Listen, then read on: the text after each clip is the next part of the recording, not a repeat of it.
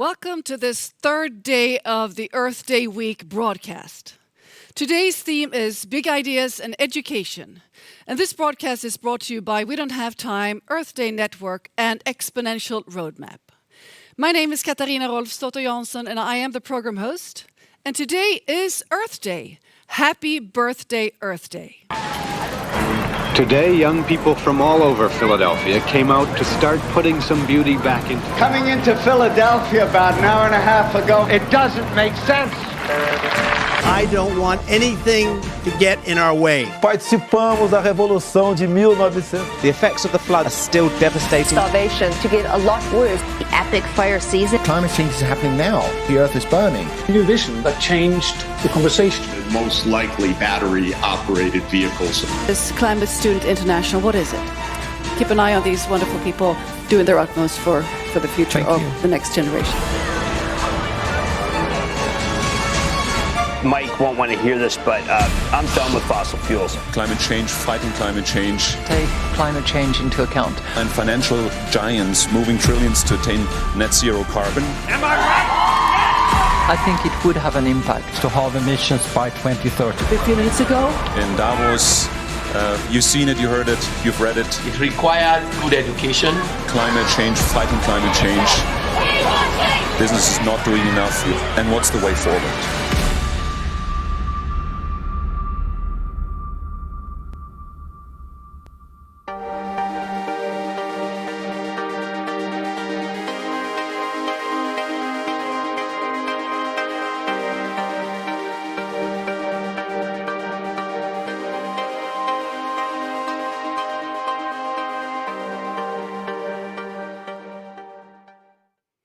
With me here in the studio, I have Ingmar Renshog, CEO and founder of We Don't Have Time, Nick Nuttall from Earth Day Network, and Johan Falk from Exponential Roadmap.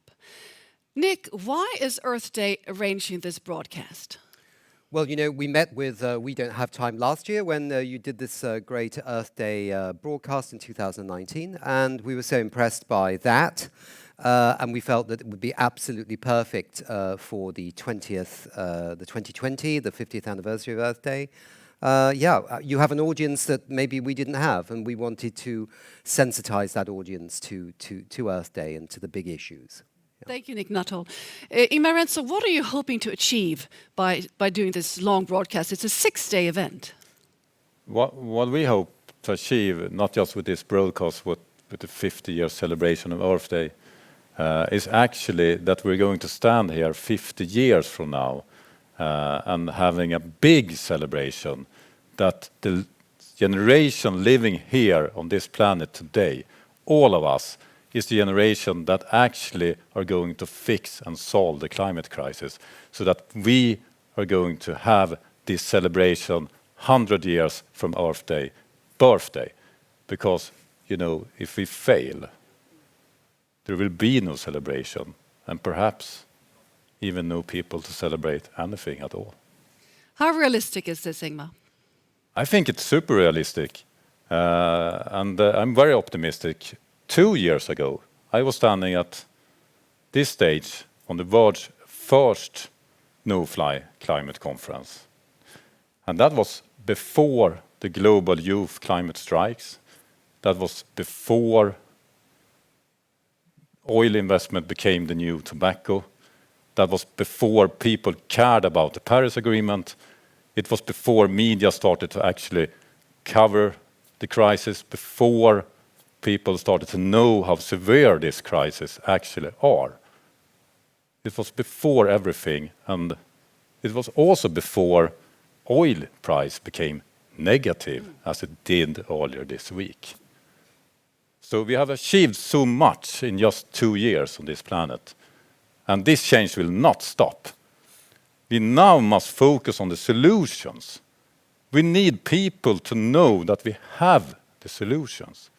We just need to implement them, share them, and just do it. So that's what we're doing here today.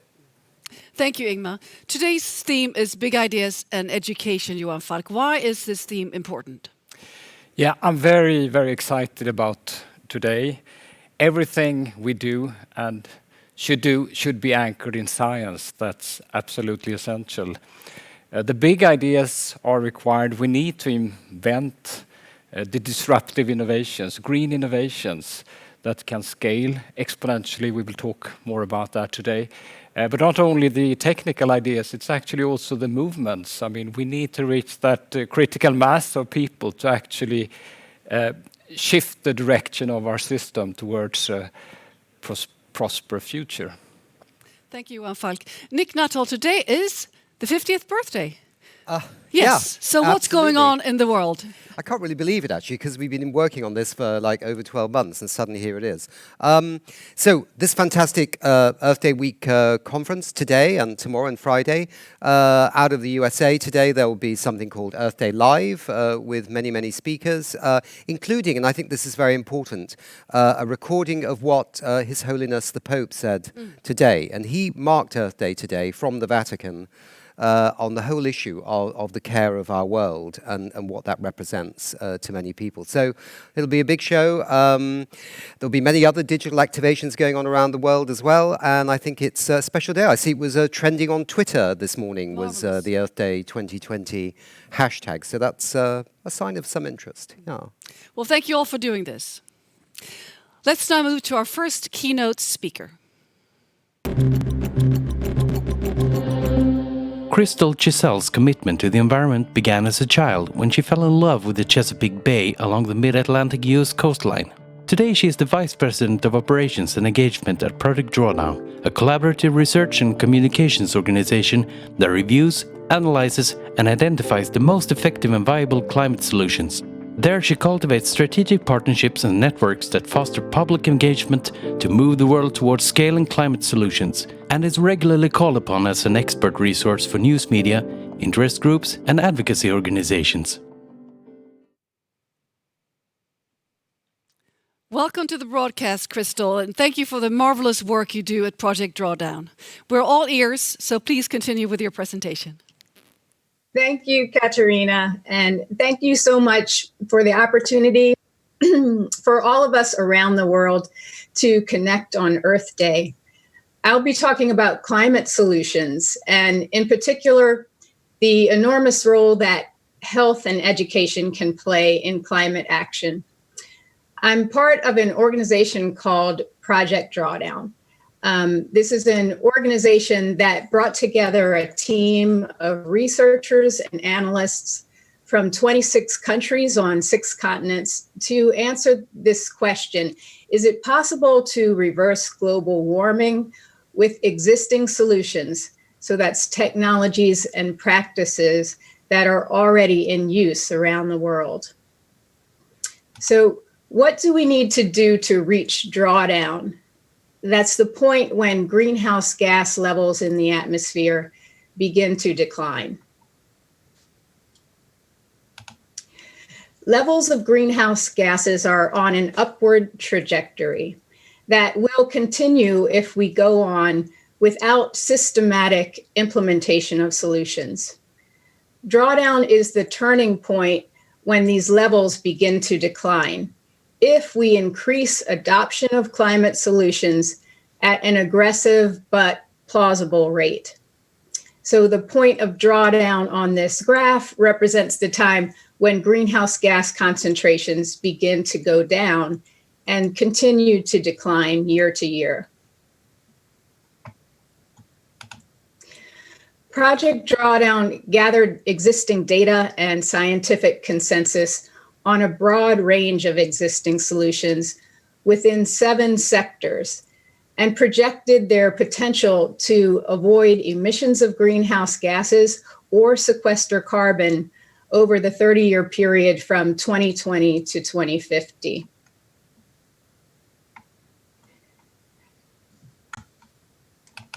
The researchers completed statistical analysis of 80 different practices and technologies that can operate together as a system to reach drawdown and to begin to map the road forward on global climate action to see where we stand now and how far we have to go.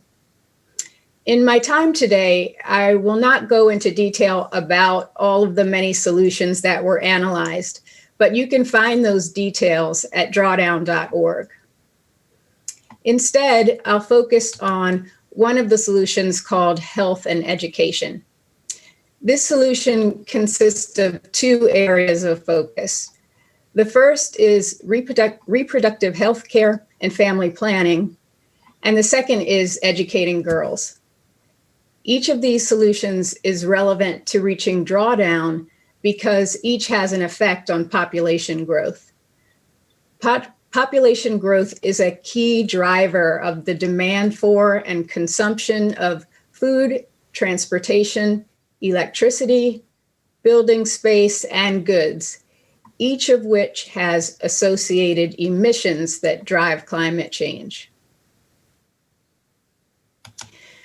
When we refer to reproductive health care and family planning as a climate solution, we are talking about increased adoption of voluntary contraception and filling the unmet need for family planning that's been expressed by women who would like to determine the timing, the spacing, and number of children they will have.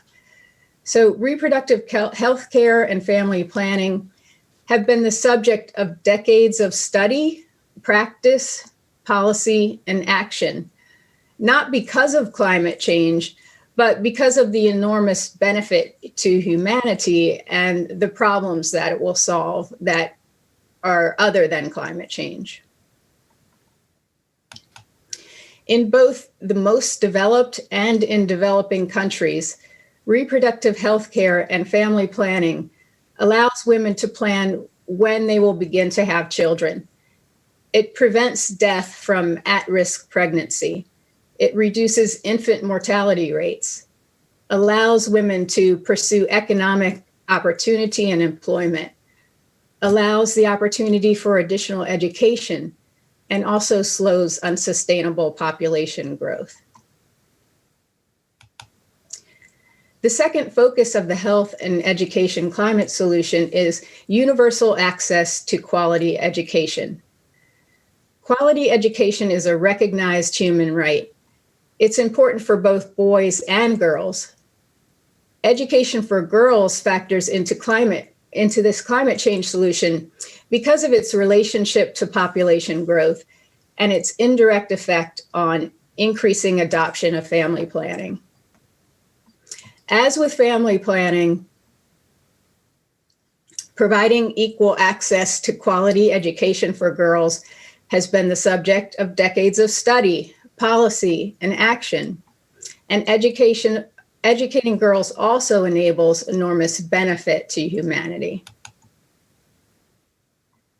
Providing quality education for girls can increase girls' reproductive health and family-size decision-making.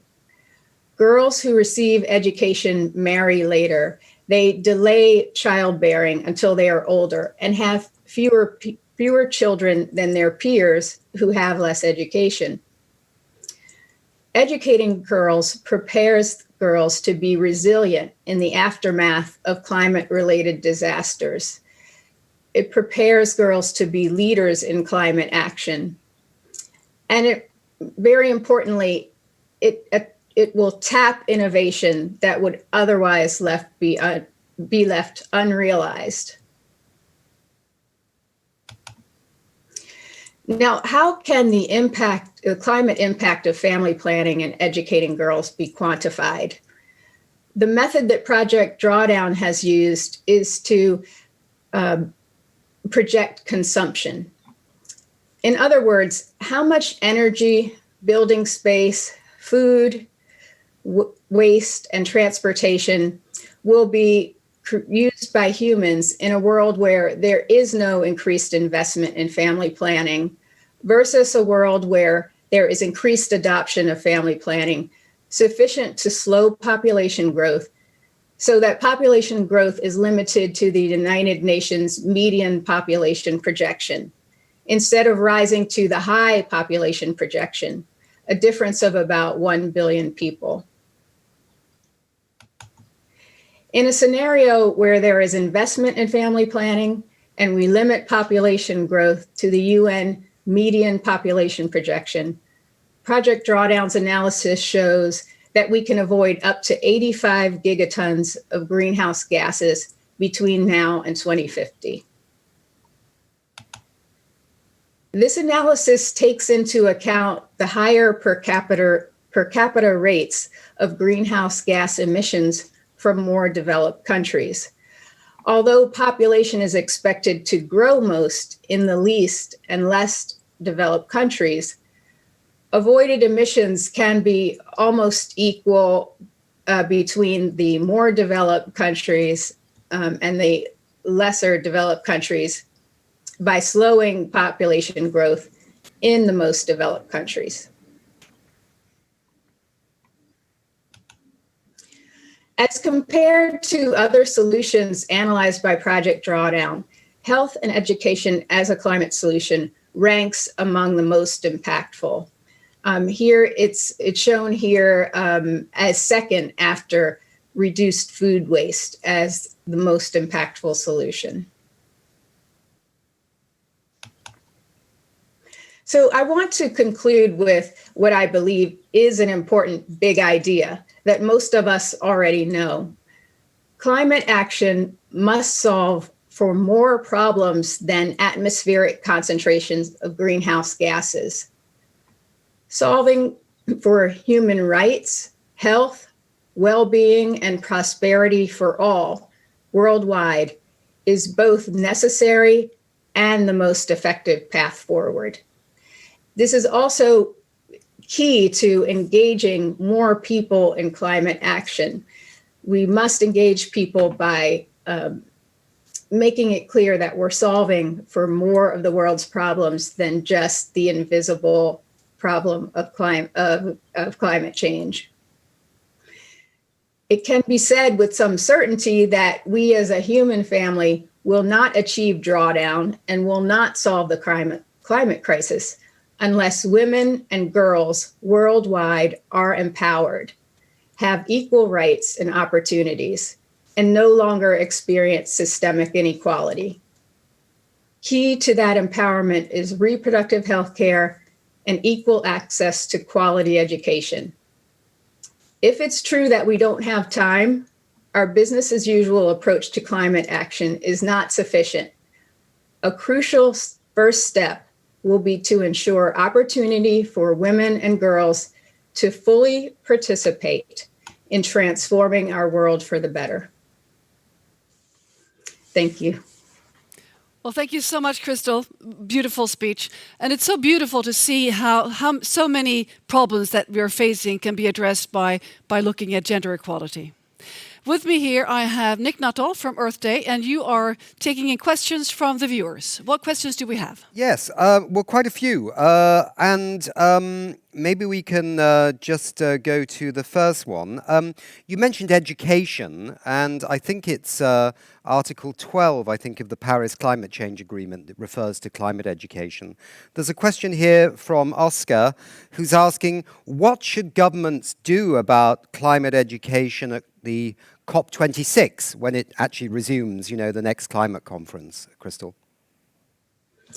About climate education in general, or education or equal access to quality education? Well, I mean, do you think there should be more climate education in schools around the world to educate young people about the risks, but also the opportunities of climate action? I think that's the idea. Absolutely. I think that's crucial.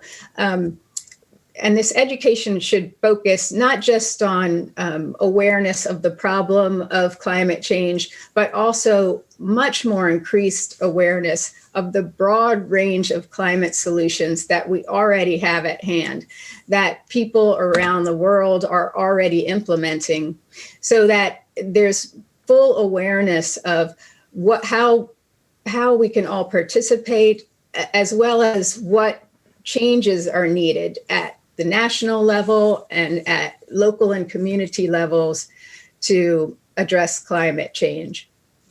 Thank you, Chrystal. Further, sorry, go ahead. I would just add that this is to reiterate the point that when our climate action is solving a broad range of problems, then more people will be engaged by seeing how climate action can benefit their lives directly in more ways than just preventing global warming. And spreading good solutions, that's basically what we're doing here at this broadcast. And also all of you educators out there, students that see this, please share or use this in your educational systems. There's a wide range of fantastic speeches and the solutions that you could keep on spreading. It's going to be available on the We Don't Have Time network for a long time. So Nick, more questions. Yeah, I don't know if you want to answer a question on nuclear power, whether it's actually in the project Drawdown, but there is somebody saying he's interested to know, is there any attention to the large future of nuclear in the project Drawdown research, Chrystal? Maybe that's not your area, but just a query there.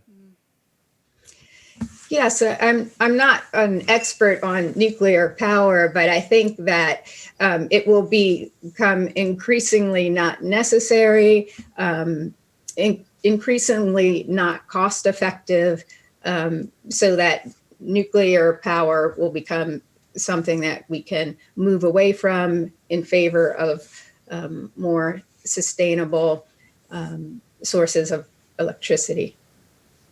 Let's go back to the population theme here. Does population projections, do they factor in all your work in Project Drawdowns? Do you always look at population in your work? Yes. So in all of the solution modeling done by our analysts at Project Drawdown, population factors into each of the individual solution models. So each of the models compares a reference scenario which has no investment in family planning, so that population growth remains the same, compared to a scenario where there is investment in family planning. So I think it's reasonably safe to say that the success of all solutions, all climate solutions, depends on the success of family planning. Well, thank you very much for sharing, and thanks, Nick, for taking in questions. We will now move on to a climate review sweep. Microsoft has pledged to remove all carbon emitted since they were founded in 1975. That goes beyond a pledge by its cloud computing rival Amazon, which intends to go carbon neutral by 2040. Microsoft President Brad Smith says, when it comes to carbon, neutrality is not enough. The US oil firm ExxonMobil attempted to water down the European Green Deal in the weeks before it was agreed, according to climate lobbying watchdog. According to reports, Exxon has spent 37.2 million euros lobbying the EU since 2010, more than any other major oil company. World's second largest reinsurer, Swiss Re, commits to net zero emissions by 2030, adopting a new slogan, "Do our best, remove the rest." The company avoids carbon offsetting since that means paying others to remove their emissions. Therefore, they are using carbon removal certificates to reach net zero emissions by 2030. China is still building an insane number of new coal plants. This year, coal-generated electricity is expected to see its biggest global step down ever, but China seems to be ignoring the memo that coal is cancelled. Finland will go carbon neutral by 2035, setting one of the earliest timelines for reaching that mark. After more than 1 month of negotiations, 5 parties agreed on the goal championed by Social Democrat Prime Minister Antii. Way to go, Finland! Fighting climate change means taking smart innovation and turning it into big ideas. We need to work together to make this happen. Find these and other climate reviews in the We Don't Have Time app. Check them out and create one yourself.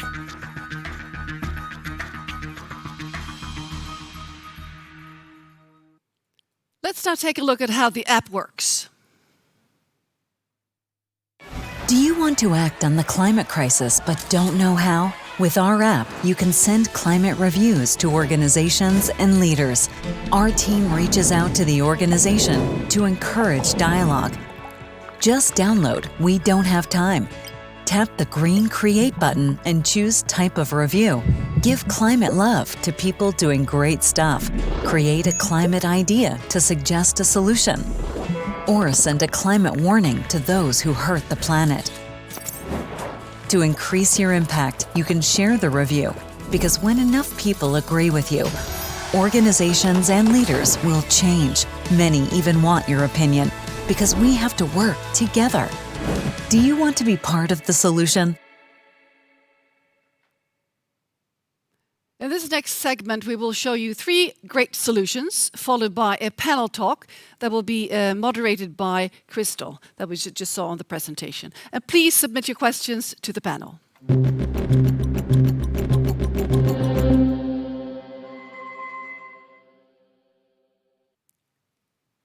And let's now look at the first solution.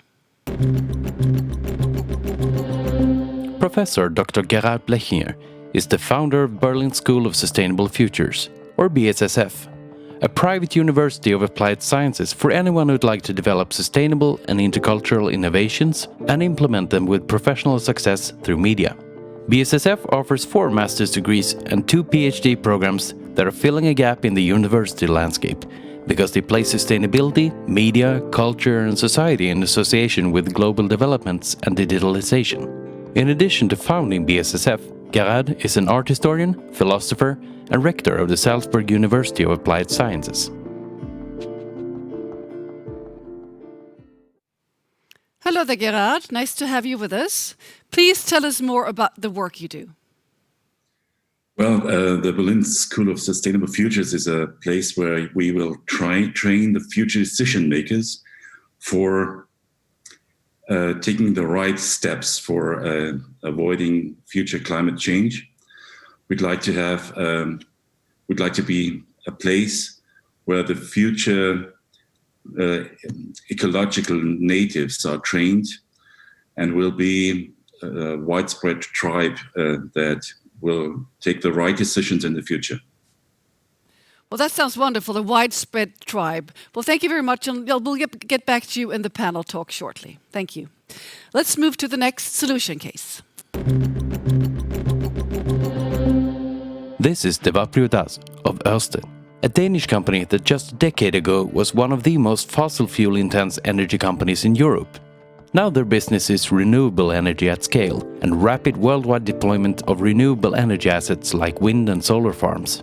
With a vision to create a world that runs entirely on green energy, Örsted has proved that it is possible for a fossil fuel company to change and is now ranked the world's most sustainable company in the 2020 Global 100 Index. Devaprioy was formerly a newswire and newspaper journalist and is now Örsted's senior communication advisor for sustainability. Hello there, Devaprioy. Great to have you with us. This is quite a drawdown you have done in your company, and you're communicating this. Tell us, what's the secret of your fantastic communications campaigns and just what you're doing? Well, I think, thank you for having me on the panel. And I think it's not just a secret, it's an open secret what we do. We get out there and we build renewable energy at scale. We are today the world's largest developer of offshore wind, and having installed roughly every 3rd offshore wind turbine in the world. And what we've tried to do over the past 10 years is to radically transform our business. We have gone from being a traditional energy company which had interests in coal, oil, and gas, but today is a company that is among the largest renewable energy companies in the world, with about 90% of our revenues actually coming from renewable energy assets, including offshore, onshore wind, and solar. And we've done that by working very closely with a variety of partners in government, investors, and of course, through a lot of innovation in the offshore sector. I want to leave you with just one number, which is that in the past 6 years, the cost of electricity from offshore wind has fallen by 66%. And today, the wind and solar are actually cheaper than fossil fuels in about 2/3 of the world's countries. So there is simply no reason not to invest in the green transition and take it a step upwards. And it's important with people like you that can communicate that this is the case, so it spreads even more, right? Well, thank you very much. Stay on for the panel. And let's look at the third solution. Mitchell Beer is publisher of The Energy Mix, a free e-digest on climate, energy and carbon-free futures. This publication is grounding climate outreach and advocacy in the concerns and priorities their audience bring to the conversation. even or especially during the COVID-19 pandemic. The energy mix advocates reaching outside the current bubble of climate-concerned people to open the widest possible conversation about different approaches. Mitchell has been involved with energy efficiency since 1977 and climate change issues since 1997. Last year, he delivered a TEDx talk on how to build broader public support for faster, deeper carbon cuts. Hello there, Mitchell. Welcome to the program. Thank you. So, build broader support. Tell us about your work. So much of what we've been trying to think about here is how we reach out to people who aren't already living inside the climate change bubble, like all of us, in other words. And we've really come to the conclusion that that begins with working back from the priorities and the worries that people already woke up with this morning, especially in the middle of a global pandemic, helping people see that climate solutions are about opportunity and gain, not loss and pain, which is the narrative, the wrong narrative that's been out there for so long. Treating the personal change and personal steps that everybody's asking about as a gateway to the bigger systemic change that we know we need to really get climate change under control.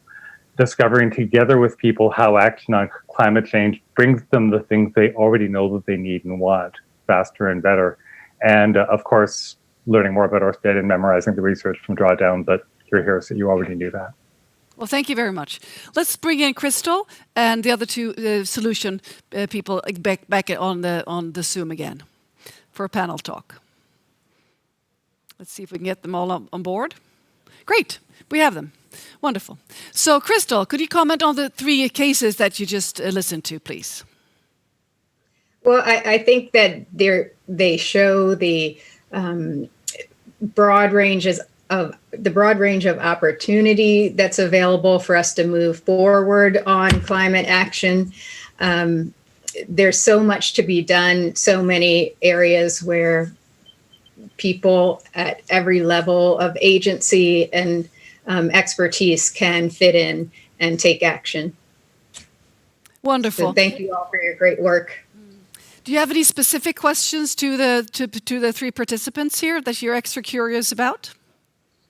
I'd just love to know generally from each, based on your years of work in climate action, what do you see as the most important ideas that need to be advanced that are not getting attention currently?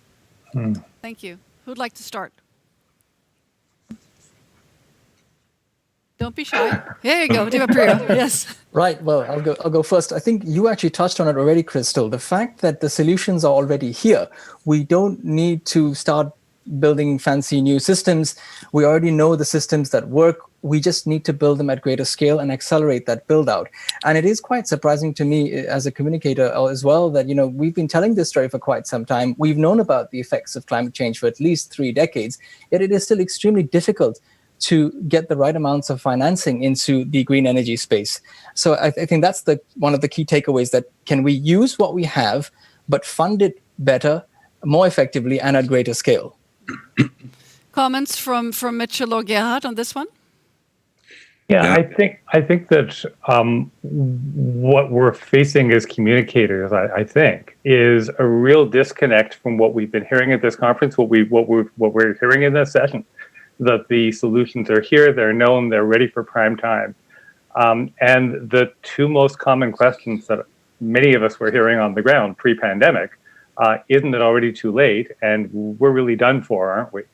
And it's almost as though people have made the quick switch from not thinking about climate change at all to assuming that all is lost. To giving up. Yeah. And I'm convinced that the only way we lose is if we convince ourselves it's already lost.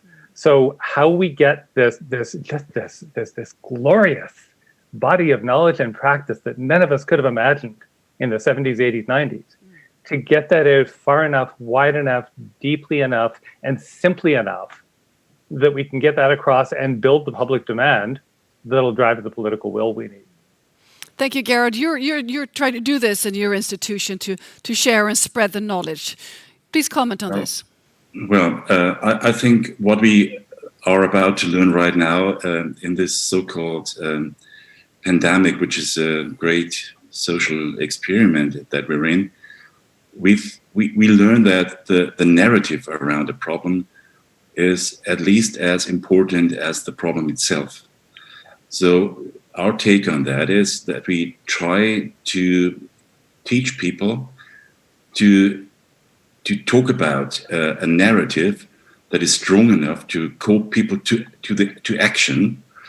And I think we can really work on that more intensively, because we learn right now the right narrative will bring people to a state of mind where they understand the urgency that climate change has and is affecting our lives already today. So I think to really go to action is dependent on people who can communicate in a very in a way that everybody understands the urgency. That's what I mean. Well, thank you. Listening into each other, what can you learn from the stories that you've shared? Learned from each other. First of all, I would say that we can see that we have already measures that makes the difference, and I think we should very much work on taking these technologies, taking all the things that we know until right now, and bring it to a broader public, which we do right now in this conference, which is great. Well, thank you. Chrystal, do you have any more questions to the panelists? Anything you would like to dig deeper into? Well, I'd like to ask the panelists, if they had a magic wand and they could pull just one lever that would result in enormous positive movement forward on solving the climate crisis, what would that be? And allow yourself to be bold and say what you might not usually say. Well, we need visions, right? Yes. Yes. Go ahead. What is your bold vision? What lever? Yes. Well, I'm really tempted to say that we should all have the U.S. election on our countdown apps, but that's probably not terribly polite from the country north of the U.S. I think it is one single lever. It's the one, that brings together all the multiple solutions in multiple directions, coming from the ground up and from the top down, the technology, the finance.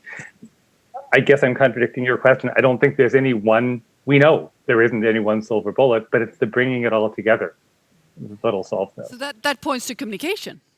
Yeah. What you just said. Yeah. Communication, outreach, awareness, advocacy. And again, I mean, when the IPCC released its 1.5 degree report, the moment I found most striking was when one of the authors said, the last box to check is political will. At a time when any political party that showed that political will learned in the next election that no good deed goes unforgiven, which is why public demand and public support and buy-in, maybe that's the one lever. Thank you. Devaprioy, where's your lever? Lever. The lever perhaps would be that I want every single business to understand that, that they can play a very key role in reaching the Sustainable Development Goals by delivering sustainable, scalable, and affordable solutions. And when they do that, they will actually be able to achieve many of the other things that we've just been talking about, including what Mitchell just referred to, that, that will actually, I think, be a tremendous kickstart also for political will.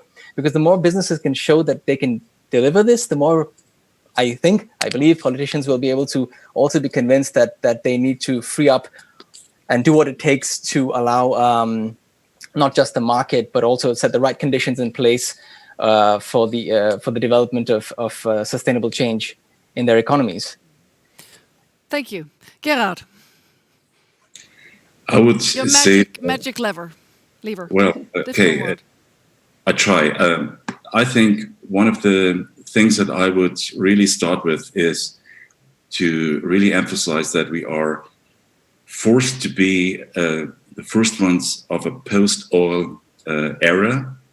And I would start with I would like to call it analog revolution, replacing all the materials that are made out of oil and replacing them with materials that are biodegradable. And the good thing about it is that, as was said before, we already have the technologies to do so.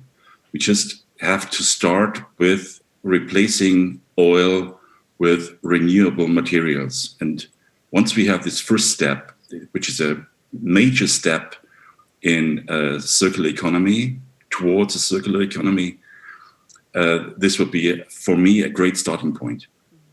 Thank you. Back to you, Chrystal.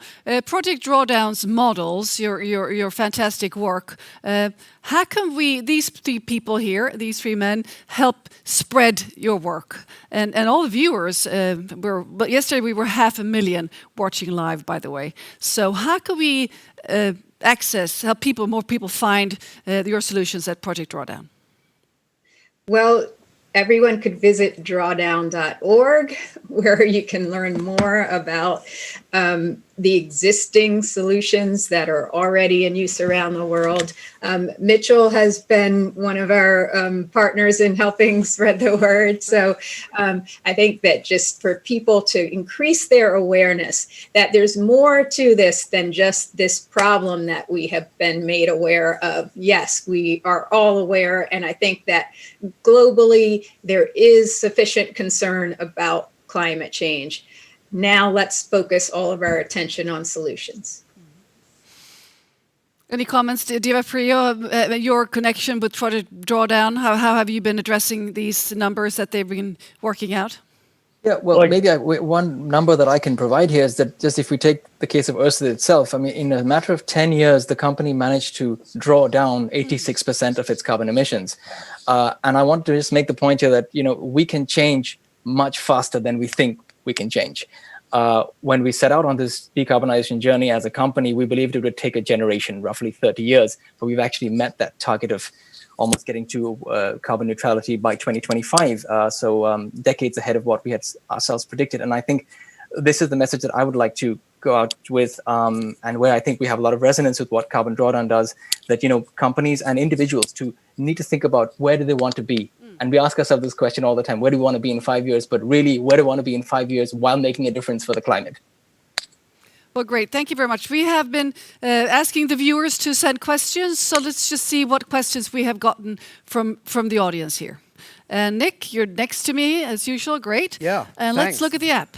Yeah, let's look at the app. There's a lot of questions about the oil industry, actually, not surprisingly. So Caroline Platt asks any panelist, what is the impact of the crash of the oil market on clean energy development? Anybody want to take that? I think that's Devaprioy, right? Wow. I'm not sure I'm an expert in answering that, but I think one thing we can see already, based on the analysis that I read, that it's far too early to talk about the end of renewables, or just because oil is cheap, because oil is now so cheap, nobody wants it. So instead, we should think about, okay, what happens in the slightly longer term, that it's very much worth still investing in renewables, because these are agreements that you make for decades into the future, and they will deliver benefits decades into the future. So I don't think this low oil price might be a little distortion. I don't think it will affect the overall run of green energy globally.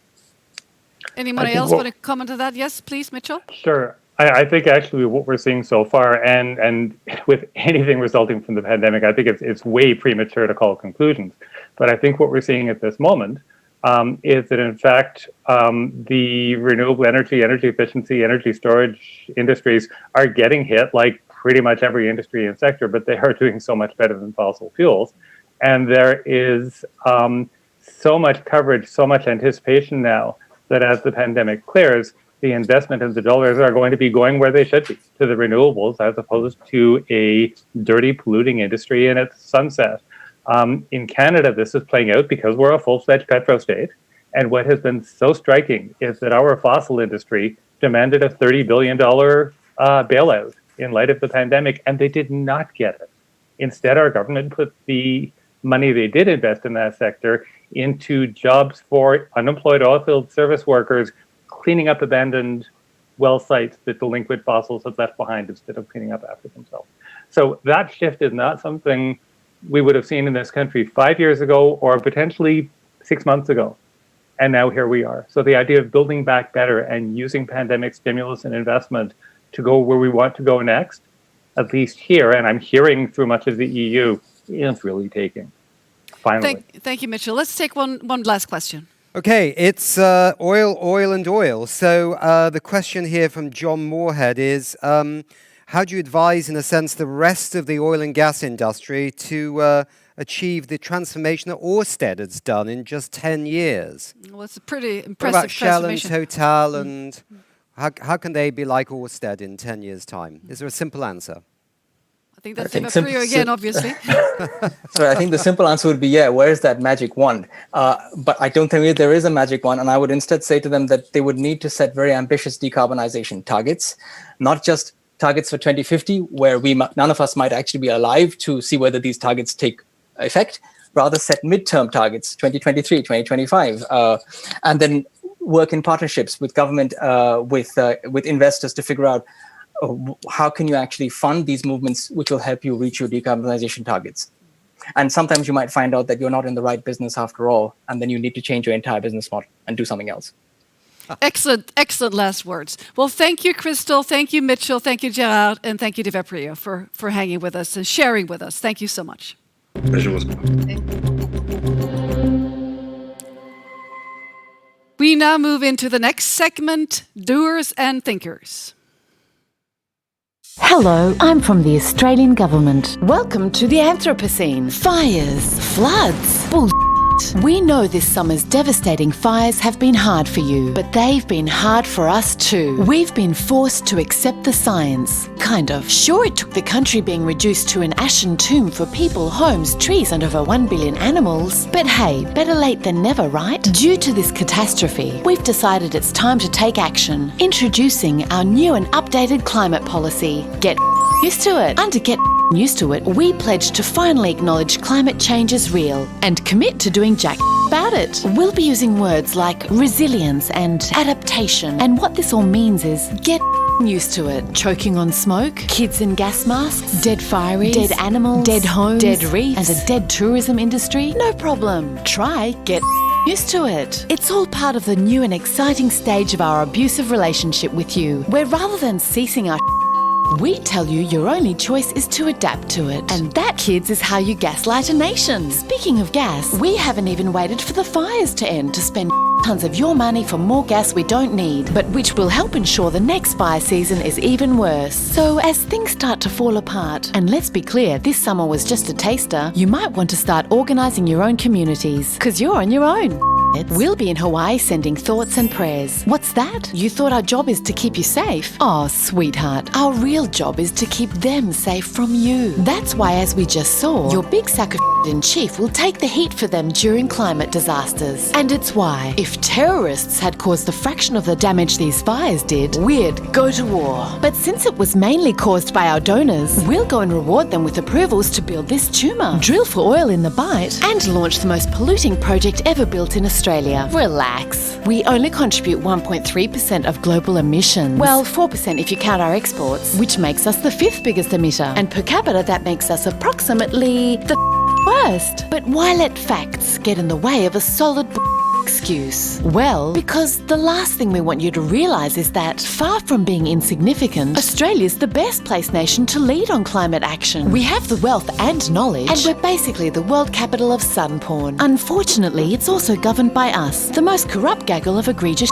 lords, led by a man steeped in a delusional apocalyptic cult whose idea of leadership is to force people who've lost everything to shake hands before telling them to get used to it. Join us next week for more on how we'll keep sinking your money into grants and tourism ads rather than properly funding fire services and clean energy. Australian government. So where the bloody hell are you? No, seriously, we can't see you through all the smoke.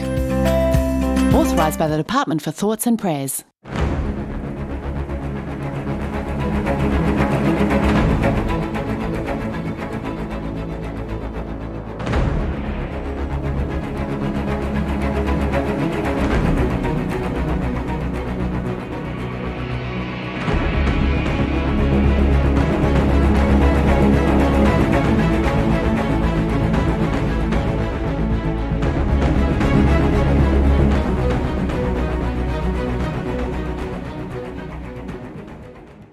Well, thank you, the Juice Media, for making these wonderful, honest government ads. They're just magical to laugh and be serious at depth at the same time.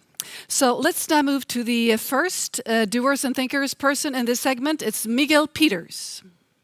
This is Miguel Peters, who co-founded APET Renewable Energy Services to convert biowaste into electricity, founded Afrigod, a creative initiative for social solutions to the environmental and climate crisis, and is an ambassador for We Don't Have Time in Nigeria. We're now moving into a pre-recorded video from Miguel. Climate change, also called global warming, refers to a rise in average surface temperature on Earth, usually caused by human activities such as the use of fossil fuels, which releases carbon dioxide and other greenhouse gases into the air. The gases trap heat within the atmosphere, which can have a range of effects on ecosystems, including rising sea levels, severe weather events, and droughts that can render landscapes more vulnerable to wildfires. But how do we solve this problem? To curb this global threat, we need people from all across the world to come together and join the climate movement. And that means creating more awareness and sensitizing people about the climate crisis. But to effectively achieve this, our approach must be strategic. And that brings us to sports for climate. Humans are social beings and are easily attracted to social activities like, let's say, football. In Nigeria, football is seen as a unifying factor that cuts across religion, tribe, and social differences. It is also the most popular sport in the country, which attracts a wide range of local and international audience, as well as capturing the attention of 90% of the Nigerian youth population.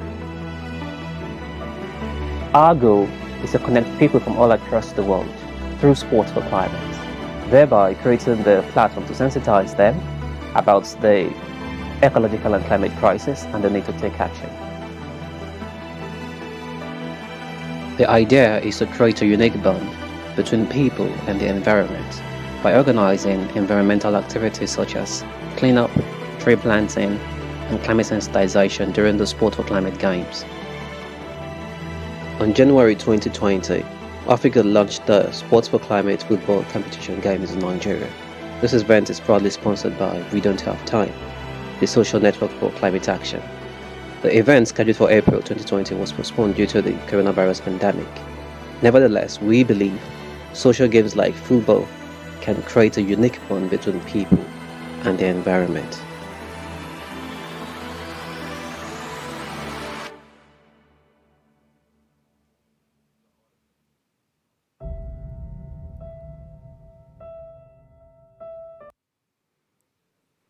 And with us here for a Q&A from Nigeria, we have Michael Peters. We're just connecting with him. Yes. Hi there, Miguel. Wonderful work you're doing. Thank you very much. Miguel, what other parts of the world will Afrigod initiate this work that you're doing? Okay, thank you for that. Currently, we are in Lagos, Nigeria, and we plan to move that to other parts of the country. Okay, because Lagos is in the western part of Nigeria, we plan to move it to, let's say, the north, the south, and the east, and eventually to other parts of Africa as well, other countries in Africa, and also the rest of the world. But of course, we'll actually take action towards these particular decisions after the pandemic is over, yes. So how has the pandemic, of course, you had to cancel your big event, but apart from that, how are you continuing your work, and how is the COVID crisis affecting it? Well, currently, the games are on hold. Okay, we plan to begin immediately the games. The pandemic is over.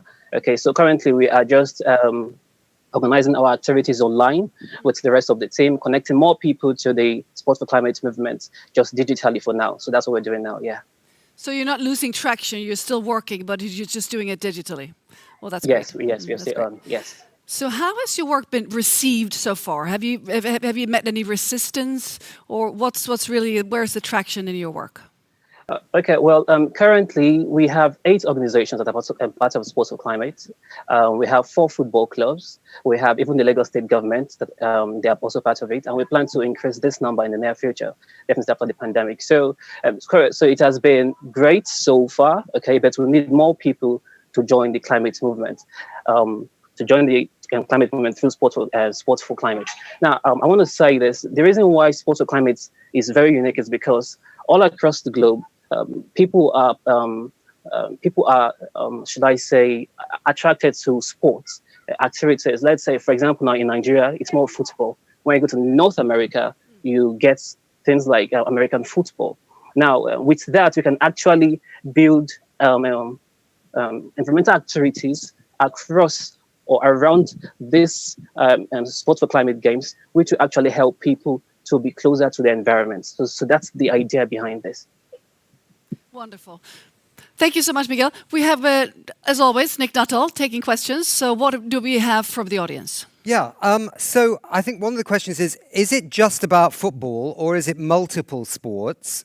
And the other question is, Nigeria's got some fantastic sports people. I mean, Nigerian footballers, I'm British, I know Nigerian players in the English Premier League, but other countries too. Have you thought about working with some of these megastars in the game for your cause?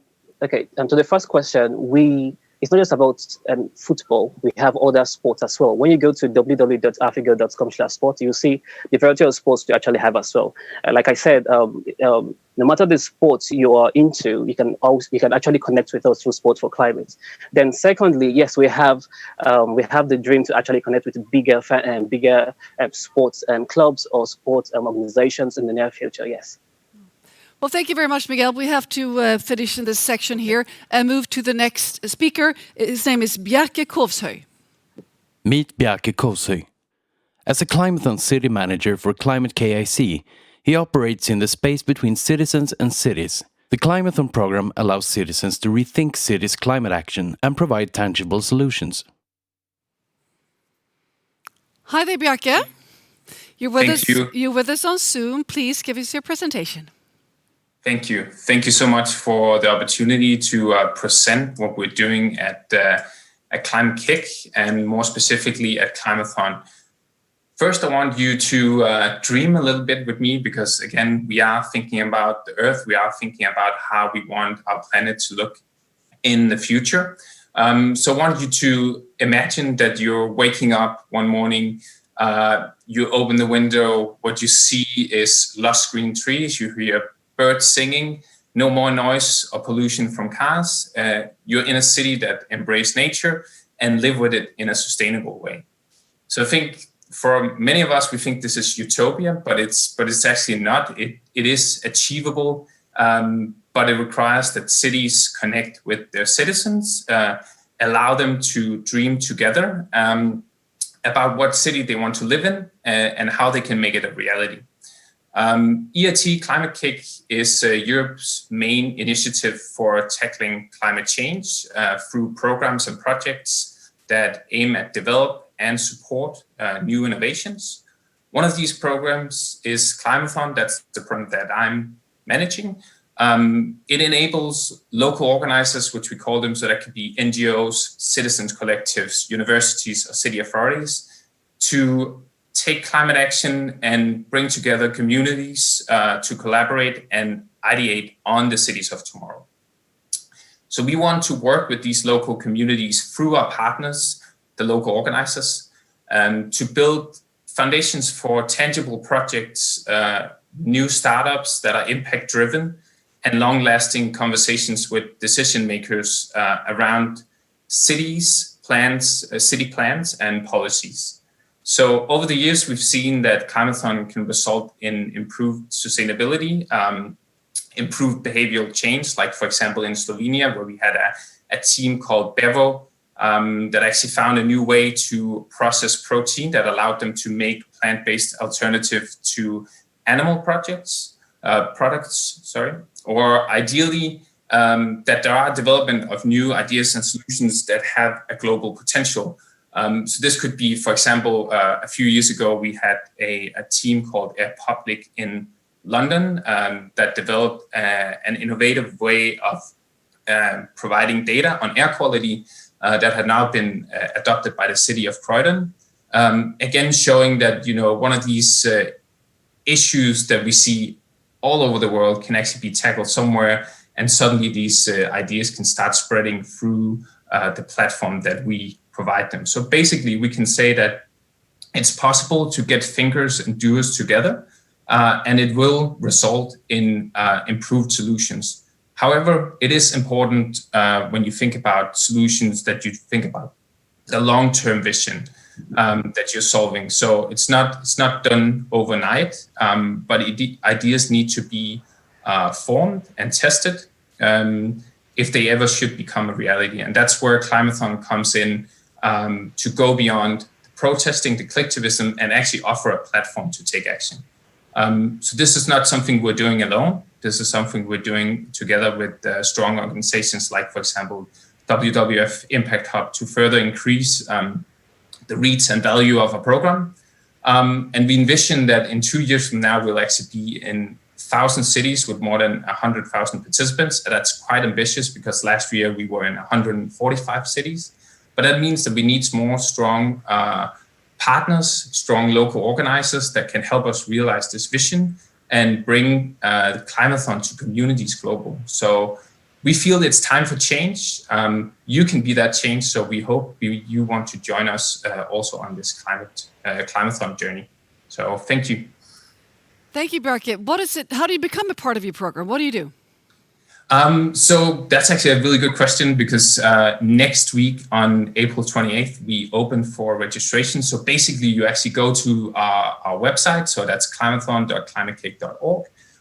You sign up as a local organizer. So basically you sign an MOU with us. Then we give you all the tools, all the guides to run the Climathon. And you run it and make it your own, tailored to your local demand and needs. Well, thank you so much for your work, Bjarke. We're now going to move over to Washington, to our studio in Washington, D.C.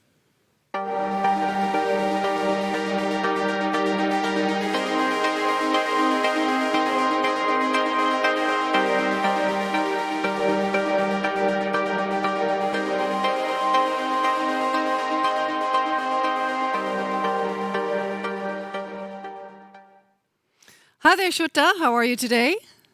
Hi, good afternoon from Washington, D.C. We've been following your program. It's been thrilling on this Earth Day's 50th anniversary. It is indeed. It's an exciting program. And please tell us about what guests you have on your segment today.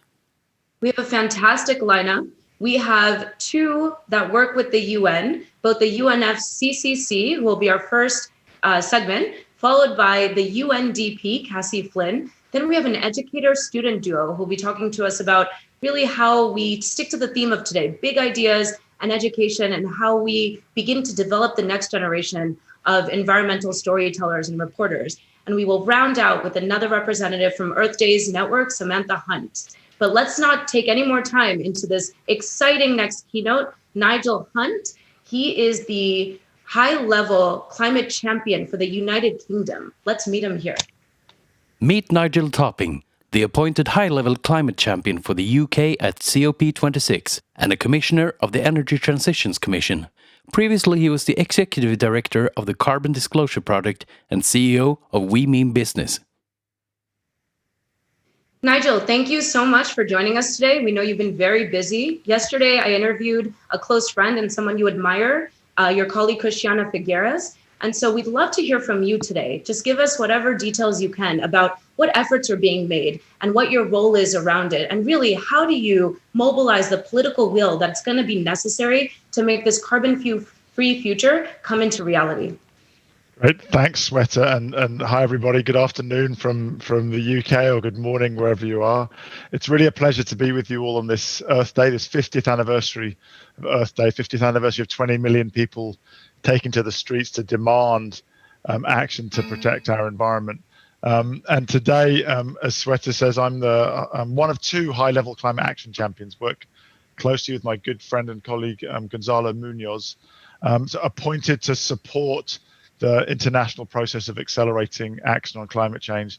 And our job is really to work with everyone who's not a government, so with businesses, with cities, with investors, with civil society and faith organizations, to drive up ambition and to accelerate action so we get to the zero carbon economy as soon as possible. And we often talk about trying to drive to tipping points, and I think it's recently said that the biggest tipping point of all when we realize what we can accomplish together.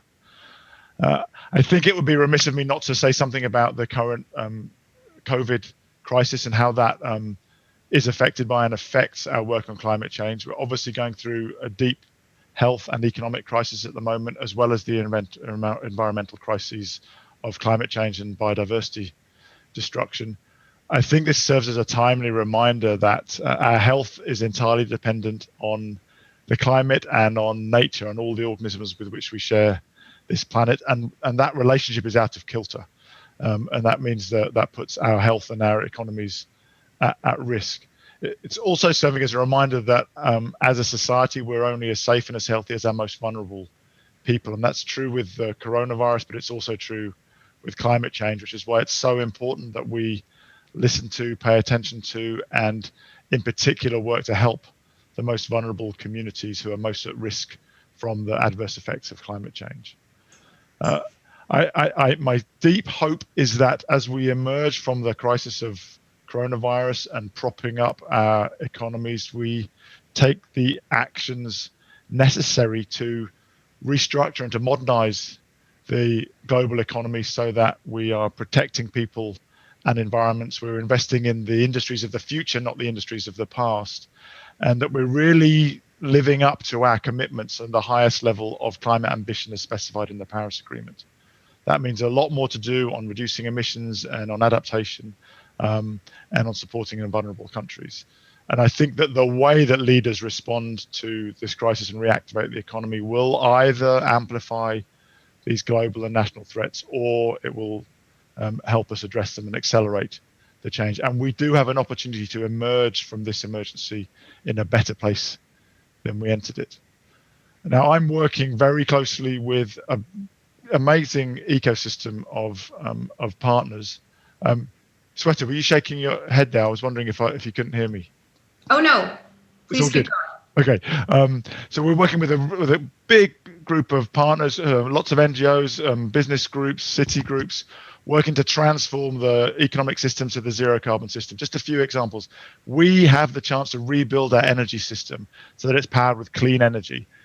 It's a great opportunity now. Interest rates are close to zero, so it's an opportunity to really ramp up investments in renewable power, in the hydrogen economy, in battery storage, in carbon capture. We have an opportunity to turn our cities into cleaner, healthier, quieter places where all of the transport is powered by electricity and the air is clean, and we don't have 7 or 8 million people dying prematurely each year because of the respiratory problems caused by air pollution.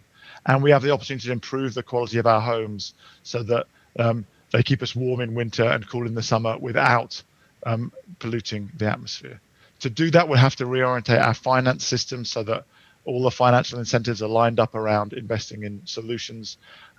We see lots of evidence of the finance system shifting, with Mark Carney, the former governor of the Bank of England, now advising the UN and the UK government on that finance transition.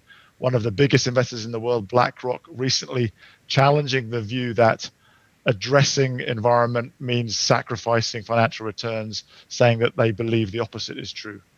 And of course, we have to put nature at the heart of our economy so that we can halt the devastating loss of nature that makes pandemics more likely, and we can switch to regenerative agriculture to repower the rural economy and make diets healthier and more affordable. So Gonzalo and I, in our role for these 2 years, are working to call on all communities to 10 times the number of people to commit to net zero in the 2040s. And by COP26, which will be in Glasgow next year, now we don't know when yet, but that will be decided by the countries that make up the COP process.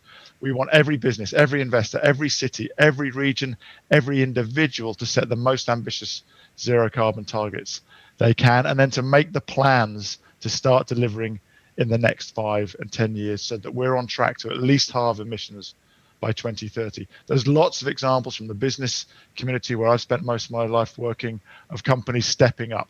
The inventor of the internal combustion engine, Mercedes, committing to net zero 2039. The biggest shipping container company, Maersk, net zero 2050. The biggest retailer, Amazon, net zero 2040. And the big German insurance provider, Allianz, leading a group of investors committing to net zero by 2050. But I want to leave you with one big idea that I hope is included in all of the education. I studied mathematics at university, and all industrial change we know happens exponentially, follows an S curve. It goes very, very slowly, and then it goes very, very fast until suddenly the world's completely different. So everybody needs to understand the exponential maths of systems that double and double and double. So they start off at 1%, it seems very low, then 2, then 4, then 8, then 16. Suddenly you're at 32%, 64. You can very quickly transform a whole system when you start seeing that exponential change. So remember, that exponential process is the way that all change happens. We're seeing it now happening in energy, in transport, and in other sectors. So if you're not ahead of that curve, then you will lose. You will lose out as a company, you will lose out as a politician, and we will lose out as a civilization if we don't take the opportunity we have in these next 10 years to really drive the rate of exponential change so that we're all together achieving those tipping points and building a prosperous, healthy, resilient future where we all live in harmony with each other and with nature on this one big, beautiful planet. Thank you. Fantastic, Nigel. Thank you so much for those opening remarks. The private sector is really fortunate to have you as a representative, and the UN and global citizens are also really lucky to have you representing their interest and becoming such a strong voice in all the stakeholders that have a role to play in seeing us through this transition to carbon-free future. Now, you've talked a lot about what this means and how it's going to be beneficial for not just those who inhabit the planet, but also for business. Yet, will this trickle down? Will this really be representative of business ethos? And what do we do when ethos of actually operating and reaching that business bottom line comes into conflict, potentially, with what we need as to become and stay a healthy, sustainable planet? How do you think about that conflict potentially? And how do you convince the private sector to really come on board with this optimism about a cleaner, brighter future that you just described so eloquently? Good question. I don't think it has to be a conflict. That's the key. If we assume it's a conflict, we can make it a conflict. But I think we see more and more evidence. And again, the COVID crisis really emphasizes how we're all interconnected. There's nowhere to hide on such an interconnected planet. Every company relies on employees. We're seeing increasingly young people effectively interviewing potential employers. Young people don't want to work for companies who don't have a purpose, who aren't clearly doing something which is delivering societal value. There's lots of ways that can be done. It can be making beautiful clothes sustainably, or producing beautiful, healthy food, or producing cars that emit zero carbon. But we're seeing employees demanding that, and of course customers. Customers around the world have the power to vote with their wallets, and those customers are also citizens who are voting for politicians, and they're also sons and daughters who can ask their mums and dads what their business is doing. That's sometimes the most powerful question that makes the CEO start to think differently about how they might be able to do good whilst making profit. So I think it's a choice we have to make as a society. It's also, of course, helped by the choices we make about how we regulate and how we tax. And I think that we may be veered too far away from thinking that profit is important above society and above nature, and now we're seeing with the realization of how the science demands that we change, that we have to deliver both profit, both protection of nature and both societal value.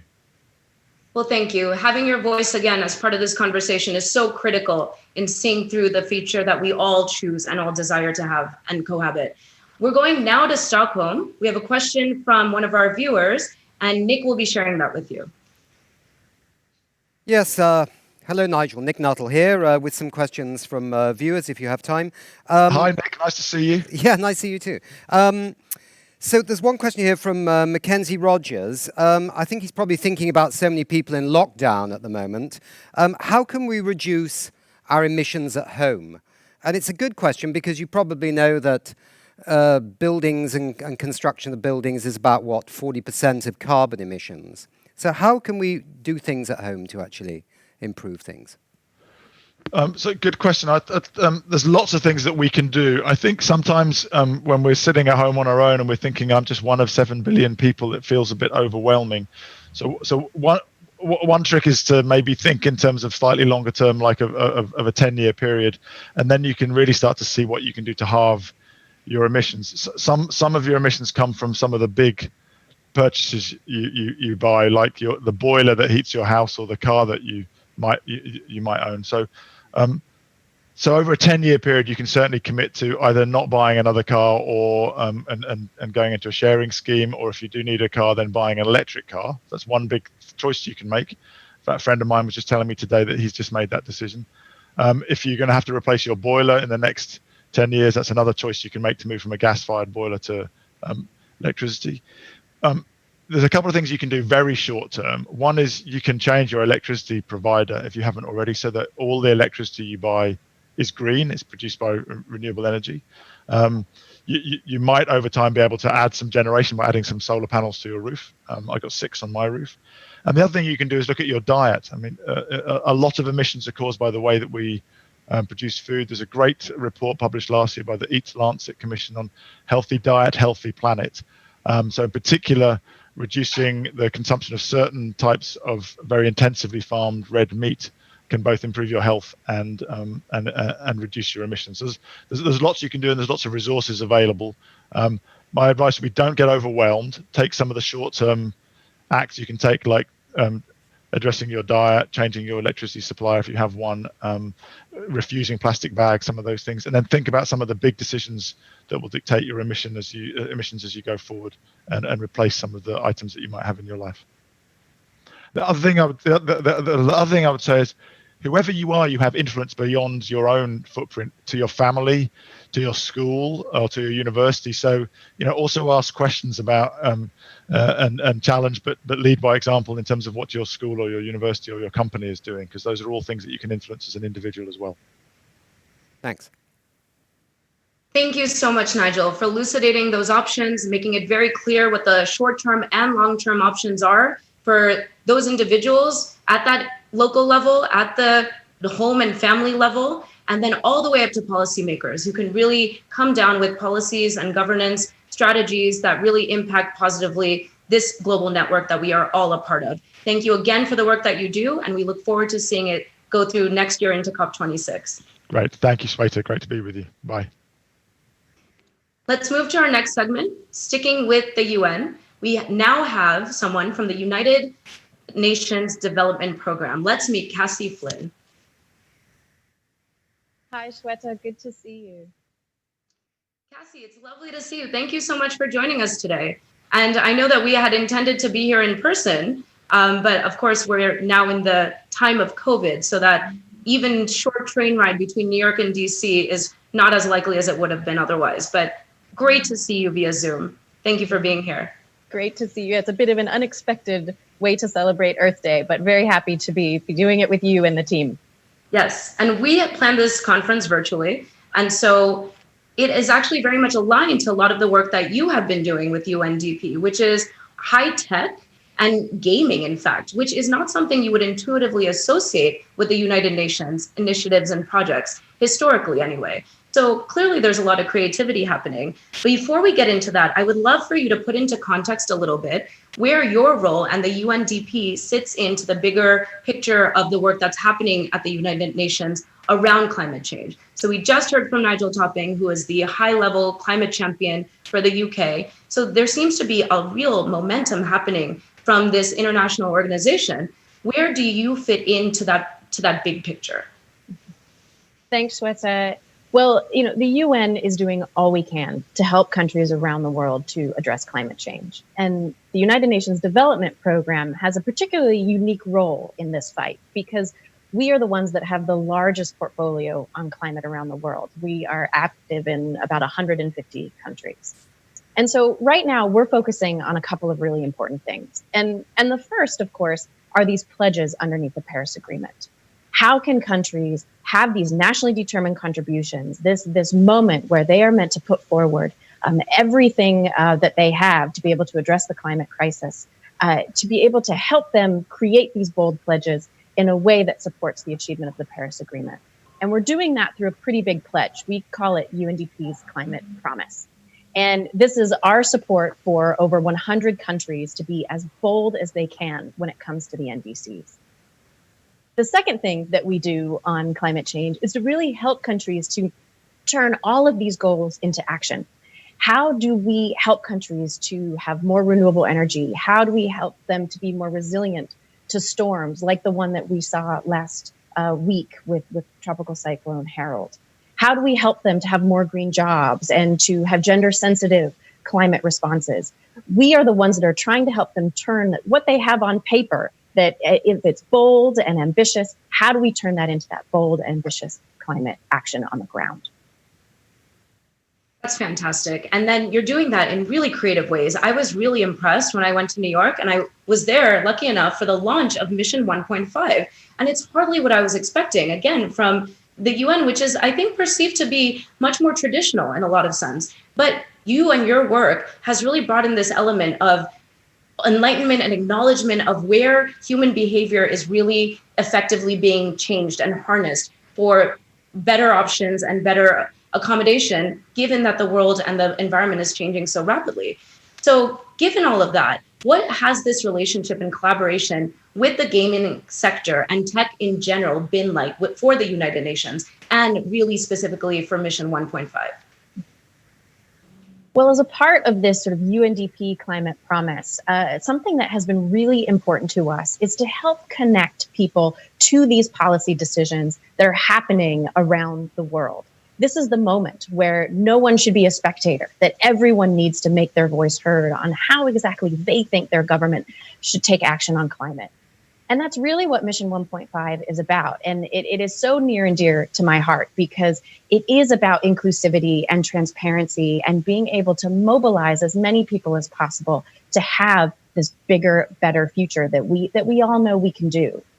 And so, yeah, and I laugh because when you say UN and you say climate, you don't really think of video games and you don't really think of the gaming industry.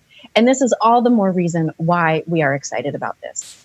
The gaming industry has 2.7 billion players around the world. And we thought, well, how can we take this enormous growing industry and use it to tackle this huge issue of our time? And that is really where this idea came from. And we thought, well, what if we could take, the idea that people can be their head of state, they can be the policymakers, they can be the decision makers on climate change. What would they do? What would you choose if you were your head of state? Would you protect forests? Would you have more renewable energy? Would you have more green jobs? What are the choices that you would make? And so that's what really Mission 1.5 is trying to do, is to be able to say, okay, we want to know what you think, and we are going to deliver that to world leaders. And in many ways, it has become the world's largest people's climate vote. And that is something that we are really excited about. That is just really cool. And today's theme is big ideas and education, and this really squarely fits into both. And especially the concept of education. Again, at your launch, I was so impressed to see young people from around the world that already inherently had this increased awareness of some of the challenges that we need to overcome and that their generation is going to face more starkly than any generation preceding them. But in addition, there was a lot of positivity, a lot of optimism and excitement around all of the different actions that could possibly be taken, and making it available and accessible to young people, not just young people, but to young people around the world that could really engage, again, with this gaming effort. And it's such a massive industry, and there's so many consumers for this. So where do you see the youth effort really fitting in? How do we encourage even more inclusivity of young people around the world? Well, youth are at the heart of this because, we do have this kind of dual problem right now where we have world leaders that are meant to make some of the biggest and most important decisions of their entire lives, because what they decide to do on climate change is going to affect generations to come. And you have people, especially youth, that are really, really worried. They are paying attention to how their future is going to evolve and how these decisions affect their future. There's a lot of anxiety, and there's a lot of need to make people's voices heard. And in particular, before many of the lockdowns associated with COVID, we saw hundreds of thousands, millions of people in the street being able to say, we want action now. And so what Mission 1.5 is really trying to do is to connect those two worlds, is to say, you can have a voice. You don't have to sit on the sidelines, that what you say about your future and what you say about climate change matters. And so with Mission 1.5, the idea is that when you go on to Mission 1.5, and I'll give you the link, it's wordmission1.5.org, mission1.5.org. If you go there, you can essentially learn about options on climate change. You can learn about all of the solutions that are available. And then you get to vote on what you think your government should do. And so then what we are going to do is we're working with University of Oxford to analyze all of this information. And we're going to provide country by country reports and put them on the desks of policymakers and world leaders so they know exactly how people have voted. And this is really important, in particular for young people, because even though someone may be very, very concerned about climate, they also might not be old enough to vote in an election, or they might not be old enough to be able to participate in some of the traditional sort of ways that we engage civically in our countries. And so this is a way to help give voice to that and to say, you matter and your voice matters and what you think about your future matters. And the UN and UNDP are standing with you as we deliver those to governments. That really is awesome, Cassie. Thank you for the work that you're doing. We're going to quickly go to Stockholm and take a question from one of our viewers. Nick? Cassie was obviously so comprehensive that we didn't have any questions here, but I'm going to ask her one. Cassie, hi, Nick Nuttall here. Cassie, just before the Paris Climate Change Agreement in 2015, we did do a citizen survey around the world, the UN, the UNFCCC, and there's some very interesting findings from the public. But I think governments largely ignored those findings. How are you going to ensure that what you get from the public here really gets to world leaders, whether it be private presidents or prime ministers or environment ministers taking decisions at the UN conference next year? Thanks so much for the question, Nick, and it's really good to see you. Hi.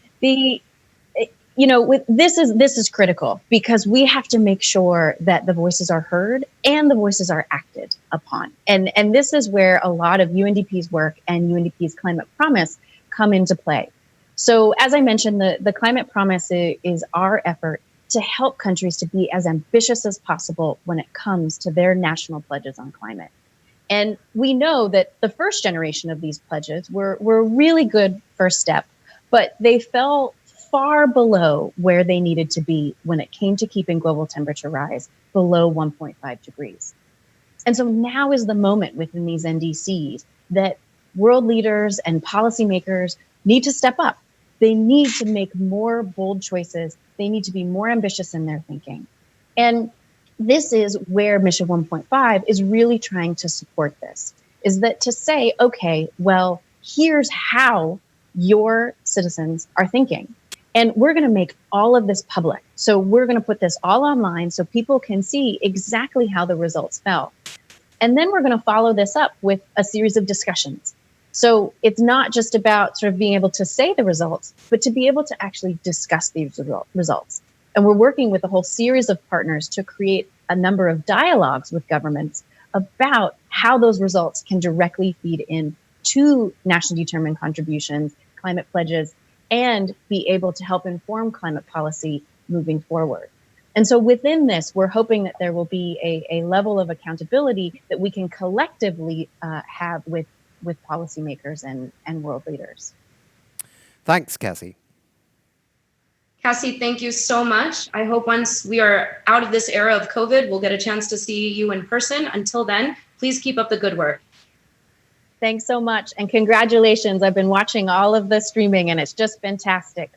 stay on today's theme of education and big ideas, we're now moving to the director of MobilizeU at Earth Day Network. We're thrilled to have her. We've had 2 program directors already as part of our programming. And let's now meet Sam Hunt.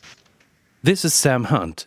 She manages Earth Day Network's MobilizeU campaign, which aims to involve universities and student organizations in the network to increase their sustainability. Sam, thank you so much again for joining us today in a physically distancing situation. Even though you're based here in Washington, D.C., we would have normally been face-to-face, but that will change hopefully sooner than later. In the meantime, let's hear from you. What is the role of college students and universities in this environmental movement, even if they can't be out right now on the streets? What is it that they can still do and contribute? Tell us about MobilizeU. Hi, thank you. It's so great to be here on Earth Day in particular, and I'm really excited to add the perspective of the role of Earth Day that it's had in this intersection of education and the climate crisis. And the MobilizeU campaign is perfect to go over that because we really have been trying to create this unified experience of campus sustainability because there's a lot of power in bringing together these voices and amplifying their local action. And today I'm excited to share with you, a brand new development of our MobilizeU program, which is one of the best ways that college students and faculty can get involved. And that is called the Campus Climate Project. It's a way to create a snapshot of exactly what we've been discussing on this climate conference today, which is education and big ideas. So as we were approaching Earth Day 50, we've been wondering, do we have a clear idea of how campuses are contributing to the climate fight now in 2020, which is 50 years after the Earth Day first, hit college campuses back in 1970. Are campuses doing enough? Are they on track? What are some areas of success, or what can they do to improve?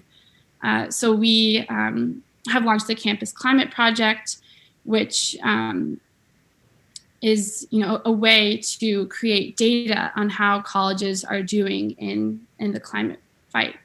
But since it is Earth Day 50, this 50th anniversary of Earth Day, I'm going to jump back a little bit and explain Earth Day 1970 and how it was so integral in linking sustainability and college campuses.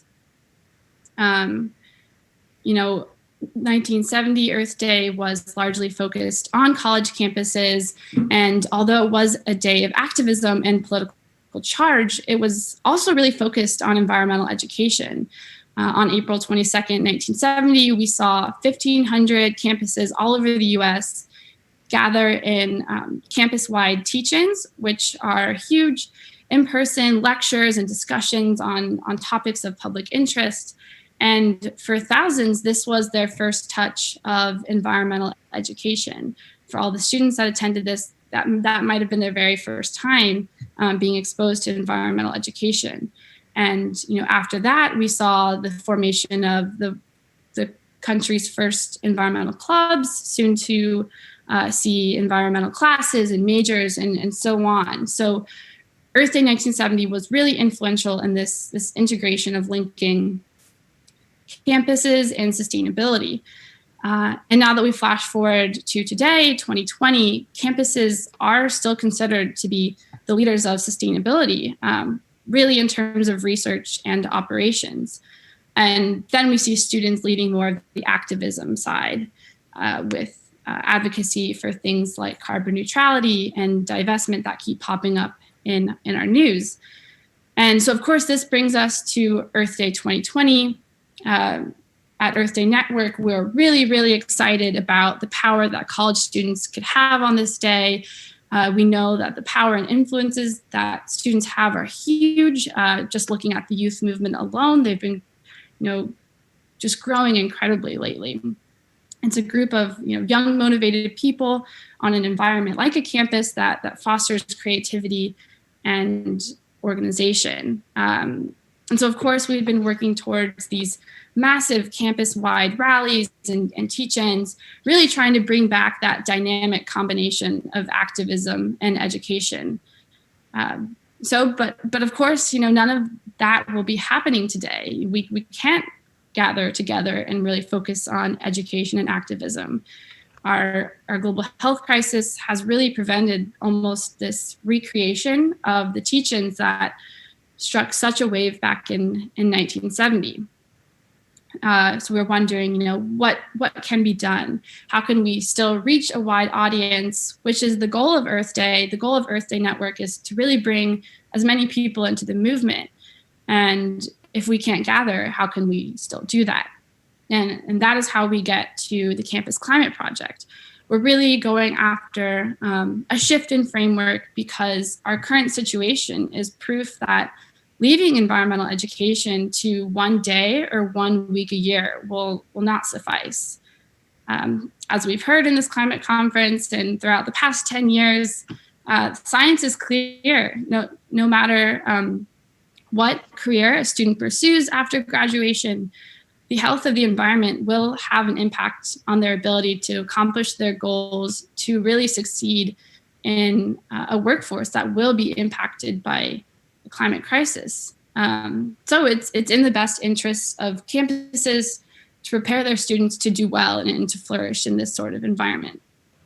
So this is so cool to hear that you have the youth movement, which we heard from our youth activists yesterday. We're talking about how that is really what spurs major change and historically has been the case. And then you have in high school different programs like Planet Forward that are really cultivating and encouraging youth to pursue environmental journalism and different various contributions in around climate change action. And now we get to college campuses and there's something for students there. So there's quite literally steps, regardless of where you are in your career trajectory, regardless of what age demographic you belong to, that you can take. And so that's why it's so important that you're sharing this particular project with us. And you touched upon it while you were speaking about how normally we would be physically on the streets. And that's, again, historically how a lot of this has happened. So what about those who are watching from all around the world, who are wondering, how do I get involved? How do I make an impact? Of course, they're viewing this, but how can, especially college students and that demographic, how can they participate in this from home? Perfect. Yes, I would strongly encourage anyone who is related to a campus, whether as a student or a faculty, to add your voice to the Campus Climate Project. The goal is to create data on how colleges are doing in this effort to prepare students post-graduation to tackle the climate crisis, in addition to their campus operations. And so I encourage everyone at home who's hearing this to think, is your campus doing enough to prepare students to address global environmental challenges? I think it's really important that before we jump to advocacy, we take time to reflect on the potential and the possibilities of what higher education can play in sustainability. And, this slow time at home is the perfect time to envision what the next 50 years can look like on campuses. And, to add your voice to this map we're creating, the end result will be a map of data points all over the world of students and faculty's voices, trying to create a consensus about exactly what we're talking about. But to add to that, you should head to earthday.org/campaign/MobilizeU, and that's Mobilize-U. So it's earthday.org/campaign/Mobilize-U. And of course, there's plenty of other ways to get involved just on earthday.org. There's live streams happening all day, and there's rotating hourly challenges because, it's important to show the world that even though we are celebrating Earth Day at home, all of our collected actions and voices can still send a really powerful message, and it's a message that we're really needing to hear today. Thank you so much, Sam, for sharing that with us. I think that came through loud and clear. And viewers, I hope you are really encouraged to take action and to participate, because it doesn't matter where you are, what age group you belong to, and the fact that you can't be outside right now. This is a great time to take action. So with that, we are signing out from day 3. Happy 50th anniversary Earth Day. And I will hand it back to Stockholm. Thank you so much. Thank you. Thank you, Sam. Well, thank you very much, Jutta, for another wonderful, inspiring segment from DC. Back here in Stockholm, we will now learn more about the Exponential Roadmap.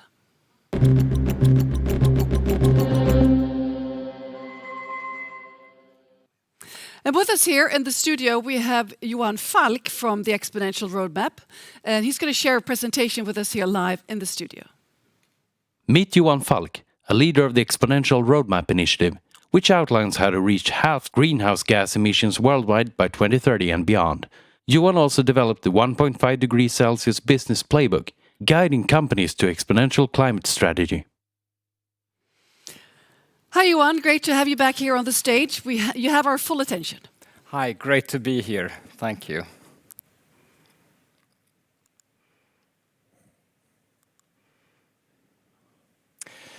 So, exponential development, as we all know, it is a big threat.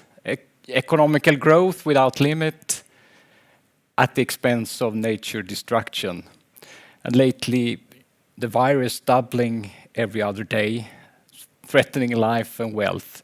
But it is also, as Nigel said today, it is a big opportunity.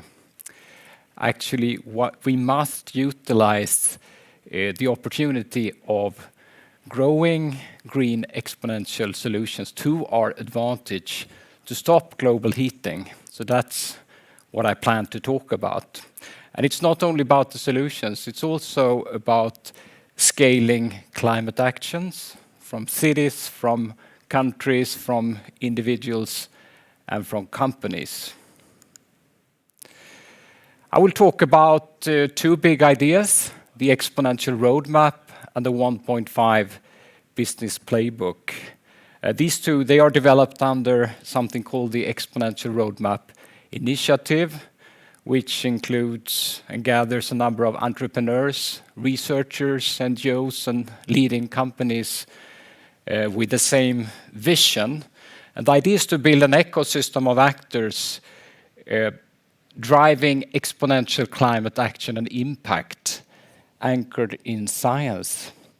The starting point is what is required to stay below 2 degrees, aiming for 1.5 degrees. And according to science, we need to halve emissions every decade to reach around net zero by 2050.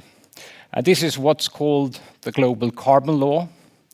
It can be applied for companies, for countries, cities, and citizens.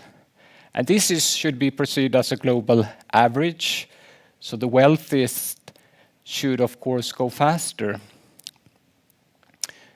Both the countries as well as the companies.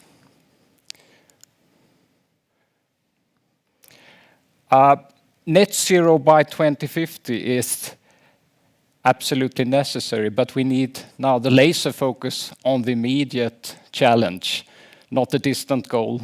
And that's basically to halve emissions, to cut emissions by 50% by 2030. And that was the background for the Exponential Roadmap. The first Exponential Roadmap we launched at 2018 at the Global Climate Action Summit with Christiana, you heard it from yesterday, and Johan Rockström, who we will meet a bit later today. And we made a second update last year, and now a new release just last week. In this research, we combine and fuse research from different reports, such as Drawdown we listened to today, the low energy demand scenario, CITRA emission gaps reports, and many others. And I would say that we managed to reach out pretty well and influenced the global narrative. The key question in the Exponential Roadmap is, do we have the solutions to halve emissions by 2030, and what is required to achieve it? And the conclusion from the work is that the solution to halve emissions by 2030 do exist in all sectors, going from energy to industry, buildings, transport, food, and nature-based solutions. And please read more about that in the Exponential roadmap, which you can download, of course. So I don't want to go into too much details, taking the time into consideration. Now, what is really important is that we need to scale these solutions in parallel. That is the key, not sequentially. And also, mitigation is not sufficient. We need also to scale the carbon sinks, the nature-based solution sinks exponentially at the same time, already from today. So, as we said, solutions exist in every sector, but they need to be scaled exponentially if we should be able to succeed. So the question is, do we have good examples of scaling already today? I would say yes. The first is, of course, renewable energy. It has been doubling about every 3rd year, the last 10 years. So we are on a trajectory to halve emissions from electricity generation by 2030. Of course, pending the right strategy and action. The second example is new sales of plug-in electrical vehicles, which also follow the traditional S-curve. Norway already reached about 60% of new sales, and Sweden around 30%. On a global level, if we keep a bit more than 30% growth, which is half the growth we've seen the last years, we can reach 90% globally by 2030. And this is absolutely realistic in our view. However, to scale, all these solutions need to scale, and that requires acceleration from these 4 forces in parallel. We need a sharp policy, such as removing the fossil subsidizations, carbon tax, and stop date for fossil fuel burning. As we talked about this Monday, we need a finance shift from fossil-based business to green exponential solutions. We need to apply technologies such as digitalization specifically to accelerate these 36 solutions. And finally, of course, climate leadership. Climate leadership has to come from all of these 4, of course, as we mentioned, and we need to reach a critical mass to achieve this virtuous circle of change, where we positively impact the different actors faster and faster. What we concluded in the Exponential roadmap work was that companies are, of course, absolutely critical if we should be able to succeed. And therefore, we kicked off the second project I will talk a little bit about, which was mentioned, the 1.5 business playbook, about 18 months ago. It is a sort of tool which is openly available for all companies to be aligned with the 1.5 climate ambition. And our goal will be to reach, with the ideas to reach millions of companies over time. It was launched this year in Davos with Christian and Johan, as you can see here. So what is it about? It's a short guide describing the essentials for companies to build a strategy aligned with 1.5 and also based on exponential thinking. A key idea is simplicity. We need to keep it as simple as possible for companies, but also the focus on speed. Go from decision to action in less than 3 months. Importantly, anchored in science, in latest science. Also that it's aligned with the other frameworks, such as the Science-Based Target Initiative 1.5 and other key frameworks existing. It doesn't primarily focusing on target setting because the target is already set. The minimal trajectory is halving emissions every 10 years for every company. But it's focusing on strategy and action. So a guideline for strategy and action. and therefore also building this 4-pillar framework I will talk a little bit about. And that it's a wide collaboration between experts and different international organizations and businesses. So the 4 pillars, describes what is required for a company to align with the 1.5 ambition. The first pillar is simply about reducing your own emissions, your own operations, buildings, transportations, and so on, and at least halve emissions in 10 years, preferably much faster. And a lot of companies do that practically. The second pillar is about your value chain emissions. That's your upstream emissions from your suppliers and the emissions that your services and products cause downstream. And this requires that you work across the value chain and collaborate through the value chain to be able to achieve the same objective, which should also be at least halving in 10 years. The third is probably the most important. That is actually looking into your strategy and ensure that your business idea and value proposition is aligned with the 1.5 ambition. And starting to scaling the green solutions with low or zero carbon, so shift business focus if you're not already a completely green company. And it's also about integrate climate in your vision, mission, business strategy. And finally, companies can't do this on their own. They need to contribute to transformation in society, contribute through organizations and through working with roadmaps, with other type of companies. It could be to help your employees or owners to halve their own emissions, as we talked about the other day, and also to influence policy, to help influence policy. So that's basically what it's all about. And we see a lot of this. We see a lot of companies joining this initiative now in high pace. And a lot of companies set much, much stronger targets than halving by 2030. So that should be perceived as a minimal. And the key point is, of course, to get the critical mass of companies with very sharp strategies leading in the future. Yeah, a few words on the pillar 3, of course. That is to develop green business ideas and ensure that you transform your value proposition so it's aligned with the future. Well, if you're working in energy, it's about renewables, of course. We see a lot of projects, as you can see here, which is actually making dramatic cuts. We're talking about 10x solutions where you can basically cut massive amounts of emissions.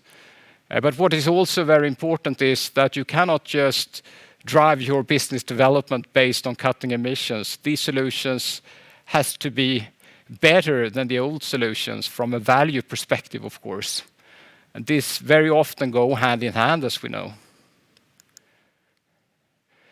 Enabling solutions is also very important, and specifically digitalization. We see that digitalization can maybe contribute with 15% of the cuts, according to some estimates, up to 2030. And that's basically by applying artificial intelligence, cloud technology, and mobile communications and Internet of Things in all these sectors in order to drive the halving.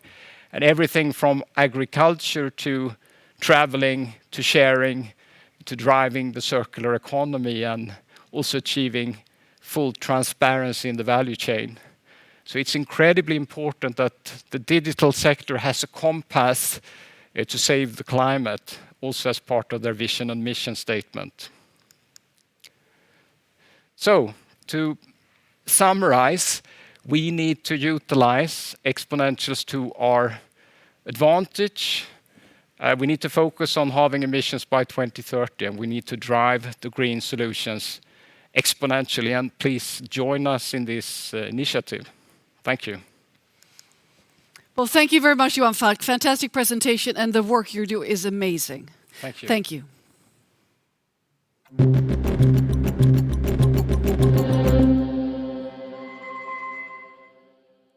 this next segment, we will share again 3 fantastic solutions and conclude with a panel that will be moderated by the expert Johan Falk.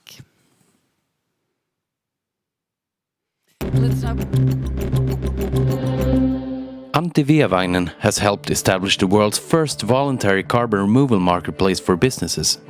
In 2017, he realized there was already too much CO2 in the atmosphere, and there were ways of removing it, but the business model was missing. So he set about creating such a model. The result is an international multi-methodology standard, registry and marketplace for carbon removals, Puro.earth. In 11 months, the total amount of verified sequestration by their suppliers was almost 40,000 tons, the same emissions as driving 285 million kilometers in an average car. As co-founder of Puro, Antii and team are creating a business model for rewarding climate-positive operations that draw CO2 down from the atmosphere. Hi there, Antii. Please share a little bit more thoughts about what you're doing with us. All right. Thank you very much. I think, we all share the same idea of, making the climate crisis a little bit better, and the emission reductions are obviously the most important thing to do in this phase. But at the same time, it's good to realize that it is not possible to reach sort of net zero without actually removing some of the carbon dioxide that we are emitting at the same time. And that developing those processes takes a lot of time, and we've decided to start as early as possible by developing the world's first carbon dioxide removal marketplace, or a marketplace for negative emissions. There are certain processes, existing processes, that do this drawdown, as was described earlier in the presentations here. And what we'd like to do is to identify these processes that have a carbon net negative footprint. We want to harmonize them so that the climate effect is the same across these different methods, and then verify them so that we can turn them into a digital tradable asset that is then basically a certification or certificate that lives inside a registry that we have implemented and are hosting. And on top of it, there's basically a marketplace where the suppliers of these negative emissions can trade them to companies that want to reach net zero. Thank you very much, Antii. And all of you watching, you can ask questions to Antii and the other panelists, of course, in the app. Let's move to the next solution. It's from Telia. This is Sara Nordbrand, Head of Sustainability at Telia Company. The transport sector creates about 14% of the annual emissions, including non-CO2 gases, and a quarter of CO2 emissions from burning fossil fuels. Telia Company has developed several solutions with the aim to make public transportation a more appealing option than owning a car. Through IoT, connecting traffic lights and buses, they help reducing traffic jams and improve the commuter experience. Their services also provide cities and municipalities the opportunity to understand actual movement patterns, which is key to making public transportation a pleasant experience. The results include reductions in CO2 emissions and in car traffic. Hi, Sara. Hi, Digitalization is key to reducing emissions, but just tell us, what did we just see in the video? Well, as Johan Falk said initially, we need to halve global emissions within a decade. And in order to do that, digitalization and digital solutions will play one key role. And what we do is that we work closely with cities and municipalities and transportation companies in order to enable emission reductions.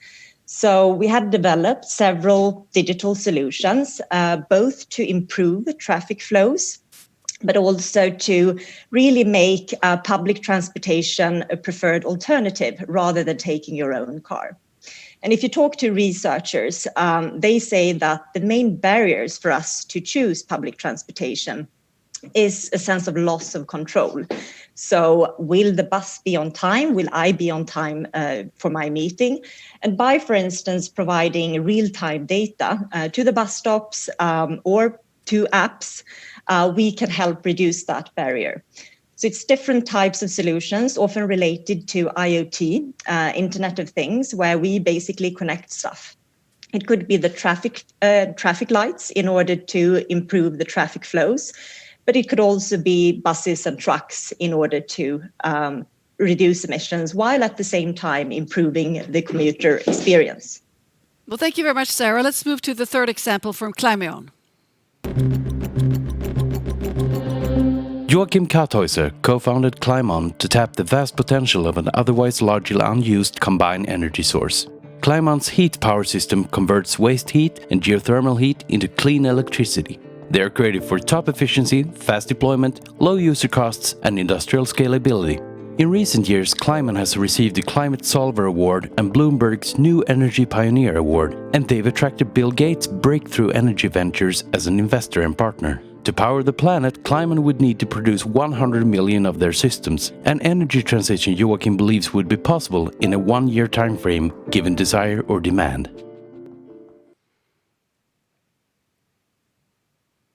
Hi there, Joachim. You're working with heat power. Could you explain and elaborate a bit about this? Yeah, I'll do that. Thank you for the question and thank you for having me here. It's correct. What we produce is modular power plants, and the fuel we're using is basically boiling water. And that waste heat we get from combustion engines, from like ship engines. We get it from industry, like steel plants, and the largest chunk we get from geothermal heat.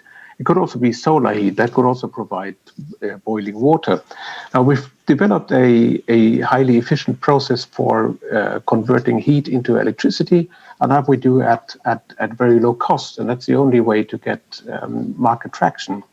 So we coined the term heat power because it was rather unknown. Everybody knows wind power and solar power. We believe heat power can be the third pillar of the future energy system.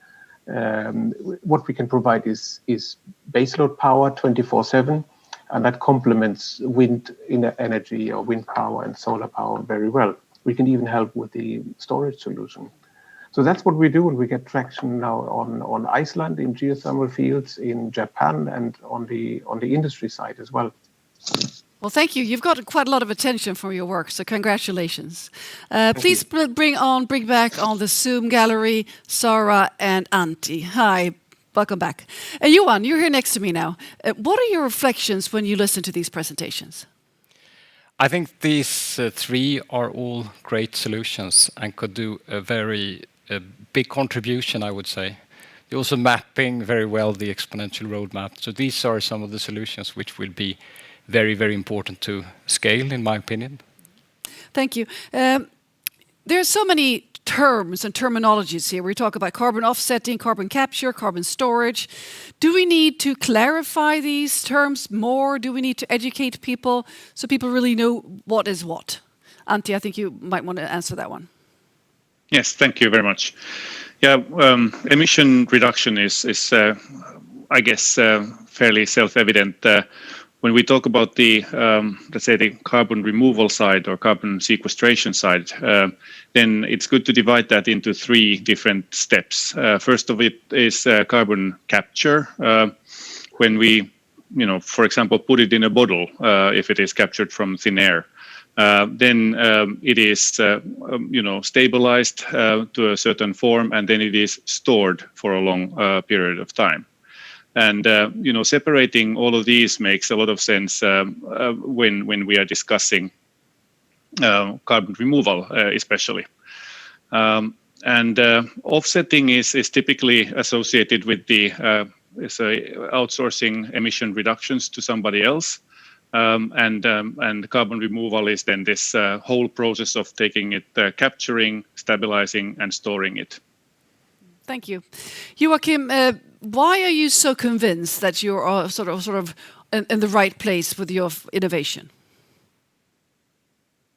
That's a good question. I think that the timing is just right. When we started the company 10 years ago, I don't think everybody was convinced that the climate situation is so serious. I think people are listening more to science, but most importantly, the solutions now, like wind power, solar power, our technology, they beat the traditional technologies in price, and that is really the precondition for making business.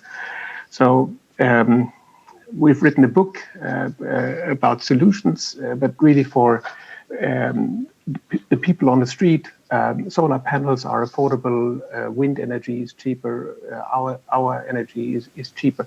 So I think it's money driving the thing, and the financial markets are also discovering that. I don't think it's by chance that Breakthrough Energy Ventures invested into us or into our sister company Baseload Capital to finance projects.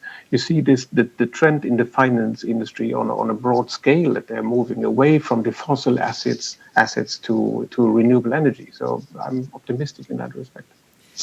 So moving over back to you, Sara, and talking about transportation, what are the key success factors when it comes to reducing emissions from transportation?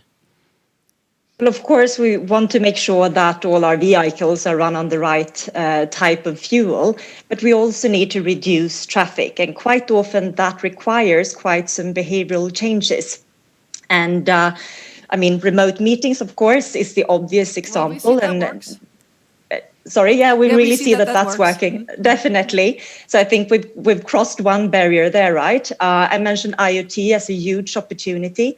Another digital solution that we are providing is called City Vitality Insights, where we use anonymized and aggregated position data, which enables us to see the traffic flows in the movement patterns in a city. And why is that important? Well, when we do city planning and when cities and municipalities want to decide where to draw the subway line or how often the buses should be running and so on, they need that type of information. And today, quite often, they make decisions based on more or less qualified guesses. But we can enable them to make well-informed decisions instead. So basically what I'm mentioning here are different types of digital solutions that could help the transportation sector. And Johan, Falk mentioned earlier on the role of digitalization going forward. And there are studies indicating that for every ton of CO2 that the mobile technology sector emits, we help reduce 10 tons of CO2s within other sectors, and transportation is just one of them. So there are great opportunities, but we also need to change behavior. I think technology alone, of course, won't solve that. We will have to change behavior. And I think it's encouraging to see now during the pandemic that we are showing that we can do that people are willing to change behavior for the sake of the greater good. And that's an ability that we will have to continue using also when we tackle climate change. Well, that's very helpful indeed. Johan, Falk, do you have any specific questions to the panelists here? Yes, I'm thinking particularly about scaling. How are you thinking about scaling? And it's not, of course, only your own company. I mean, the mobile telephony was a success also because there was standards. We see now, unfortunately, that a lot of countries are developing their own apps, for the virus. And I think it's really important to see, well, how can we actually get the global movement around the solutions? So who would like to pick up on that, how we can actually encourage that? Because it's difficult for one company to take 100% of the market. Antii, yes. Please.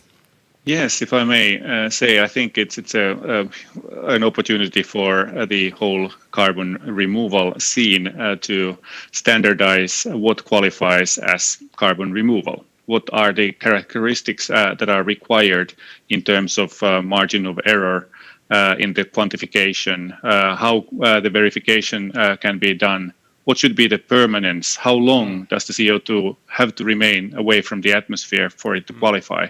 And if there are some other factors, for example, scalability, does it make sense to do a very small thing now if it doesn't have the potential to become? So Antii, how would you suggest that this could take place? This framework that you're talking about. I think we might have lost Antii. Can you hear me? Yes. No, I can. Yes. Yes. So how would this take place in your dream world, so to speak? Yeah, well, there are lots of institutions, organizations, and so forth that are, I guess, gearing up on standardizing the, what does it mean in practice. So we try to be involved in all of those discussions, and hopefully something like, the greenhouse gas protocol would be accompanied, or there would be an addendum to what qualifies as the carbon removal. So what you're saying is it's important with standards. Yes, indeed. How about you, Sara? When it comes to scaling and even talking about standards and reducing emissions from transportation, what could you add to this topic? Well, in general, I think it's encouraging to see the increasing collaboration taking place right now within industries, but also across industries. And I think for us, it's been important to kind of move from an ecosystem to an ecosystem where we work closely with lots of other partners. We have our strengths and know what we can do, but we really need to work with other types of players all the time in order to scale. But many of the solutions that we have today, they are available. We could scale and accelerate tomorrow. And if we look at the actual figures, looking at, for instance, connected buses and trucks and so on, just by providing real-time data, you could easily save 15% in terms of fuel reductions. So we could speed up and really accelerate this going forward. I think collaboration is also needed in terms of measurement in order to really measure impact and learn from that. That's an area where I see that my industry association is working quite a lot right now. Thank you. Joachim, when you listen to Johan's presentation of the Exponential roadmap and also the 1.5 playbook, what are your reflections on the exponentiality in the field of energy? Well, first of all, I totally agree with Johan. I buy the concept. I have a past in climate science, so I totally understand and appreciate Johan's efforts here. It relates to scaling as well. When we started the company, we said we have to produce long-term the cheapest energy generation technology, and we do that by mass producing our components. So we use off-the-shelf stuff. It's the intention is to build power plants just like we build cars today, so on a belt. And we work with our suppliers like heat exchangers, turbines, other components. In that sense, it has to be scalable. And the same is true for the financial model, how we deploy, how we develop countries like Japan, New Zealand, Iceland. The scalability is the real issue, and we have to do it from a CO2 point of view, halving the emissions as soon as possible. Deploying these technologies is so vital. So you have to be happy with a slow start, but like any exponential law, 2 becomes 4, becomes 8, 16, 32, 64. And people rarely see the power of exponential change. How fast did we switch from keyboard phones to this touchless screens and so forth? Tesla, you see it, and we experience it. We started with Viking Line, which is a fantastic company with a ferry between Sweden and Finland. That was one machine. A year later, we got the order by Sir Richard Branson to equip 3 cruise ships with a total of 18 machines. Now this marine market is exploding. That is exponential growth, and we need this really. Well, thank you very much, Sara. Thank you, Joachim, and thank you, Antii. And thank you, Johan, for this fantastic work with the Exponential roadmap and the 1.5 degree playbook. Thank you. Thank you. Thanks.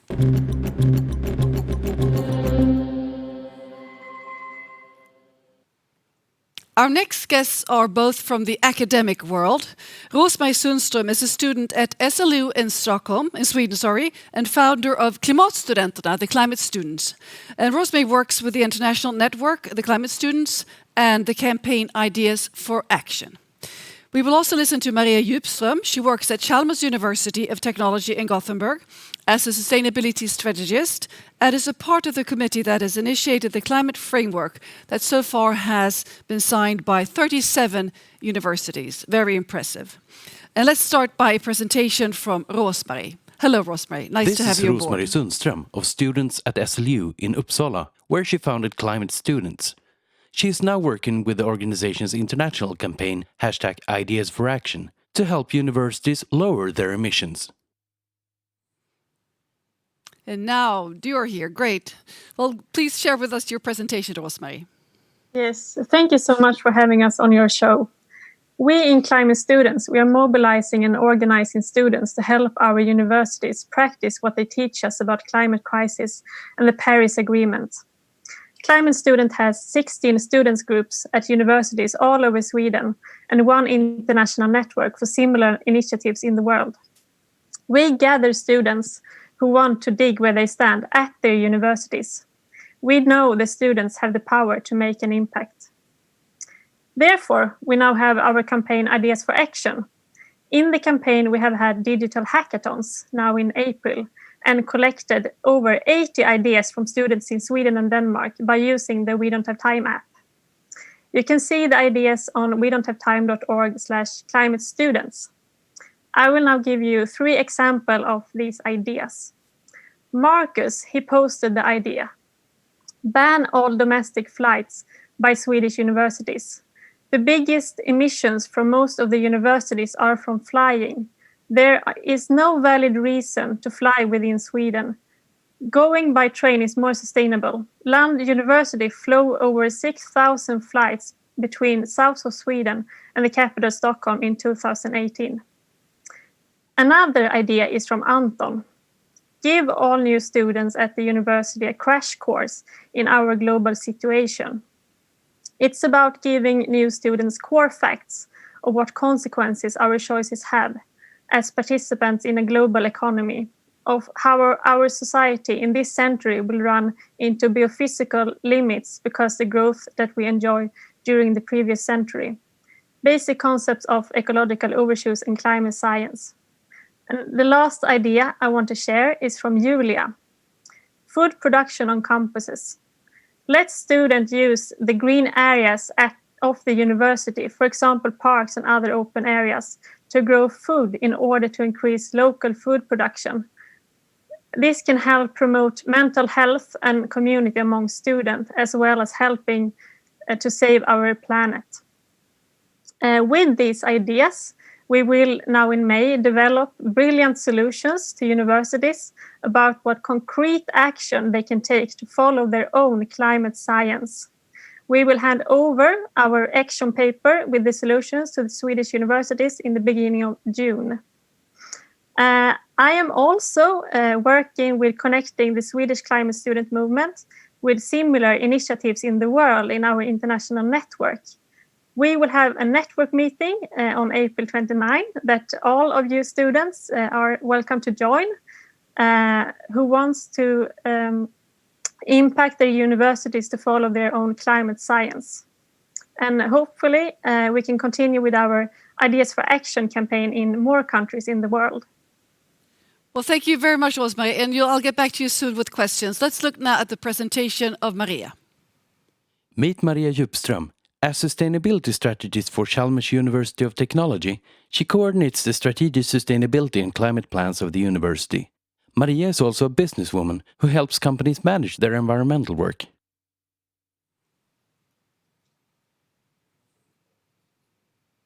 I think we need to see Maria. We're seeing Rosmarie right now. Great.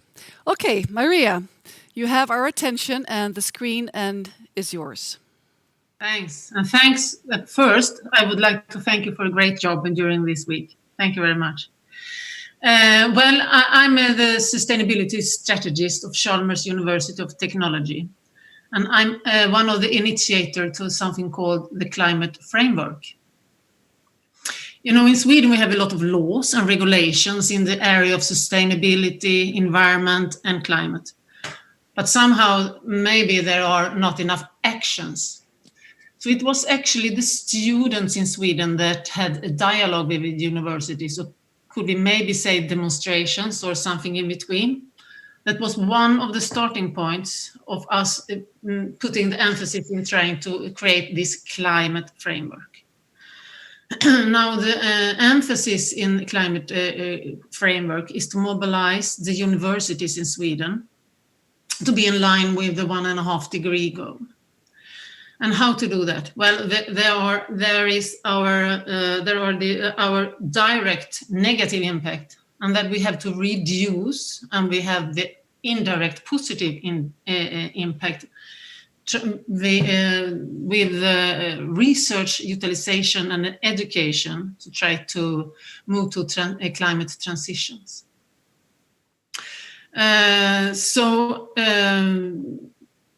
We need then to have the university's devotion, and then you have to join this climate framework. You have to have your principle to sign the climate framework.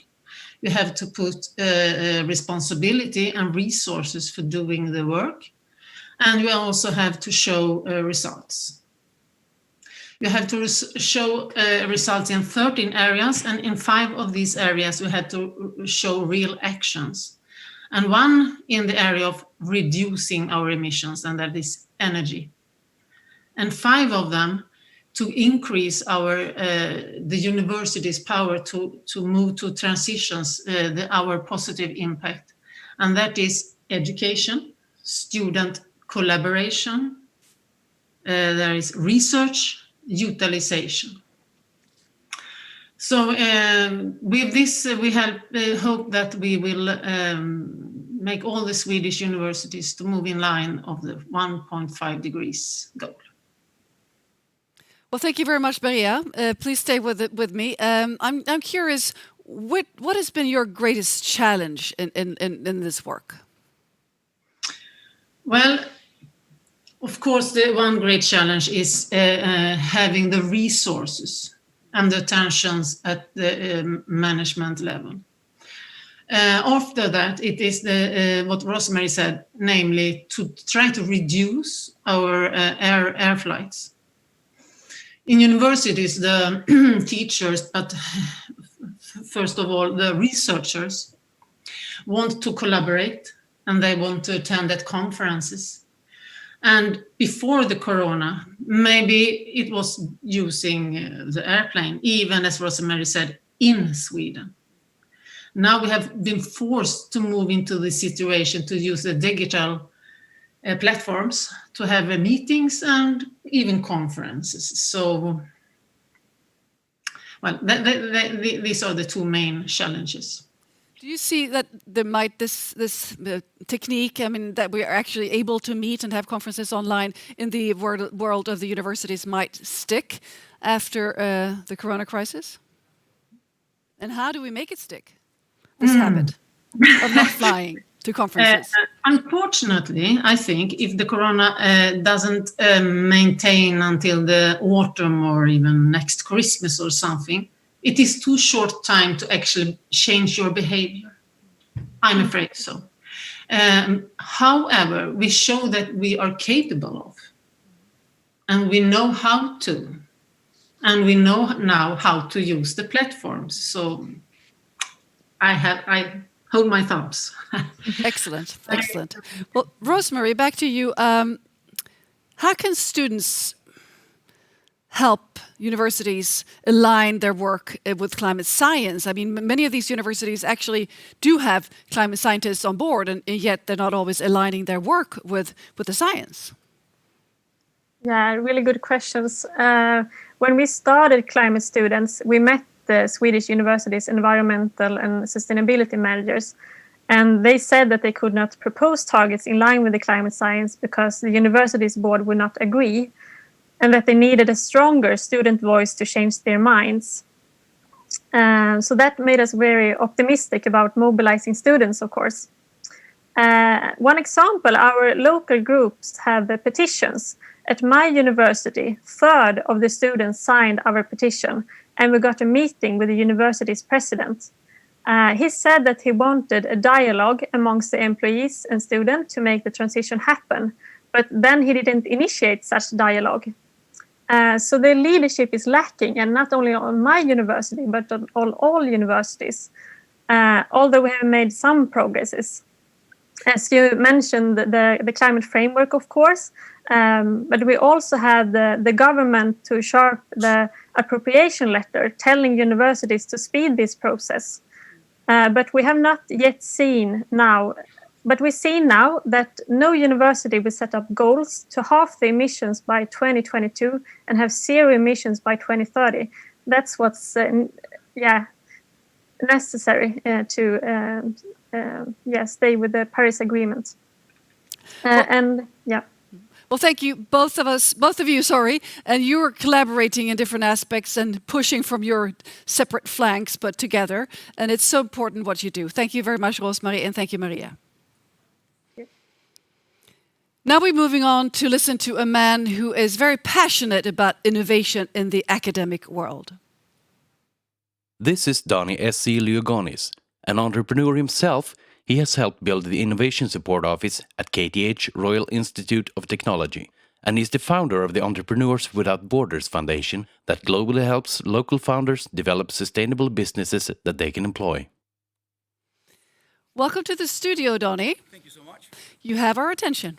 Thank you. Thank you very much. And thank you again for inviting me here. I'm humbled to be here to speak at the 50th anniversary of Earth Day. It's an incredible event, and I'm really grateful to be here. As you heard, my name is Donny. I work at the Tech University here in Stockholm with helping students and researchers move from ideas to something that hopefully can become positive impact in society. And we do use the UN SDGs a lot, not just as an assessment tool, but also as a business development tool, because I think that used correctly, the SDGs can actually help you run your business better, meaning that business run better can become better business. And that's when it becomes interesting for the business perspective as well. So anyway, I thought I'd just share with you in this very short talk some learnings I've picked up through the 10 years. I celebrated my 10th anniversary last year at the university, from students and from researchers and from colleagues and everybody I meet. I think that number one key message here is, being prepared to reevaluate my perception of the right way to do something. Because any day somebody will walk through my door and say, I have a new idea, method, or paradigm that will, completely change the way you think something has to be done. And I think that's super important, that we need to understand that we live in a world of constant change and a constant reevaluation of the right way of doing things. I think that's super important mindset that we have to adopt. And that's something that I have to work with every single day. And I mean, there's a beautiful quote about Albert Einstein when he was giving out a test to his students, and after a while the room went silent and a student put up their hand and they said, sorry, professor, there must be a mistake. They're the same questions you gave us last week. And Einstein just laughed and he said, yeah, well, this week the answers are all new, of course. We're always having to challenge ourselves to answer new things to old questions, which of course is super challenging for educators that have grown up in an industrialized society where everything is textbooks and tests and the diplomas, when it's not about static facts. If the book is 20 years old, the facts are 20 years old, and we need to sort of reevaluate that as well. So I think the one most important thing for educators today is not to teach people facts. It's about teaching people how to learn. You don't go to school to learn static facts. You go to school to learn how to learn. That's super important. And that's something that I work hard with myself and everybody I work with at university every day. That's number one. And number two, then, of course, is once everybody gets all of these new ideas and they come to us, the biggest mistake is, of course, when you listen to new ideas, you have to learn how to listen to ideas, because we often make the mistake that we hear what somebody is proposing as a solution to a problem that they've found, and then we kill the idea because that's the only thing we hear. And killing ideas is super easy. You know how it is. I've heard that before. It didn't work then, and this is old, or that's impossible, or whatever. We need to understand the ability to take a step back and listen to, okay, well, what problem are they trying to fix? Which need are they trying to address? And in which way are they trying to address that? If we can have a discussion about the need and the problem instead and the way they're trying to fix it, then we can actually talk about, then we don't get stuck in trying, looking at the actual idea. So that's number two, another key learning that I've sort of learned, again, from the people that I work with. And then, of course, number three, I know it's a cliche, but good ideas can actually come from anyone at any time. And that's why our door is open for anybody at the university, be it a first-year student, a PhD, a professor, or an employee. Anybody can come to us with an idea and say, hey, let me challenge you and your perception of how you think things are done. And in a global perspective, I think that is super important as well, because coming back to this whole super short talk about an Earth Day, of course, and how this ties together, I think it all ties together because we do now have fantastic global goals that we're aiming for in a longer future. I mean, and a challenge for an educator today is, of course, how do I know what skills to teach when I don't even know what people need to know in 5 or 6 years when they graduate? What shall I teach them when I don't even know what they will be working with in 10 and 20 years? Well, don't teach them static stuff. Teach them how to learn, aim them towards goals. And once we have we have the goals in place. We have important problems that we need to solve. Super important. Yes, but we don't have everybody on board yet. So we need to connect everyone in the world. We need to connect them, we need to bring them online, we need to educate them, and we need to teach them how to learn. We need to inspire their curiosity and get them thinking and coming up with new solutions. And once they come with the ideas, we need to listen. Thank you. Thank you very much, Donnie. We sure listened to you. That was very energizing and to the point. Thank you very much. Thank you. We now have two more coming up.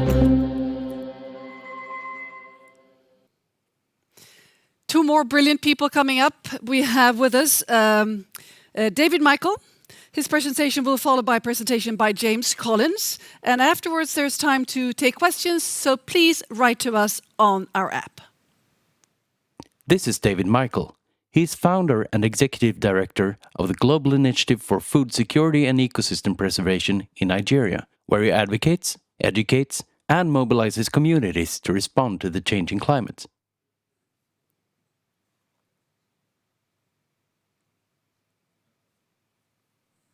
And let's see, here we have him. Thank you. Hi, how are you today? I'm very fine. Happy Earth Day to you. Happy Earth Day. And please, you have our attention for your presentation. Thank you very much. I'm very delighted to be here. Thank you for having me. Today is a special Earth Day. A special Earth Day because the entire world is quiet celebrating this Earth Day. It is indeed very special. And today I'm here to share about some of the actions we do back home in Africa. And I've outlined them in 4. The first one is mobilizing local communities. Secondly, building a generation of future champions, and also carrying out practical local action. And the one I love most is working with policymakers. So local people are most vulnerable to the impact of climate change. This has been shown with COVID-19, with what is happening in Africa and other parts of the world, where local people are very much affected. The conversation before now was not including local people. Usually a few persons sit down and design projects and send to communities.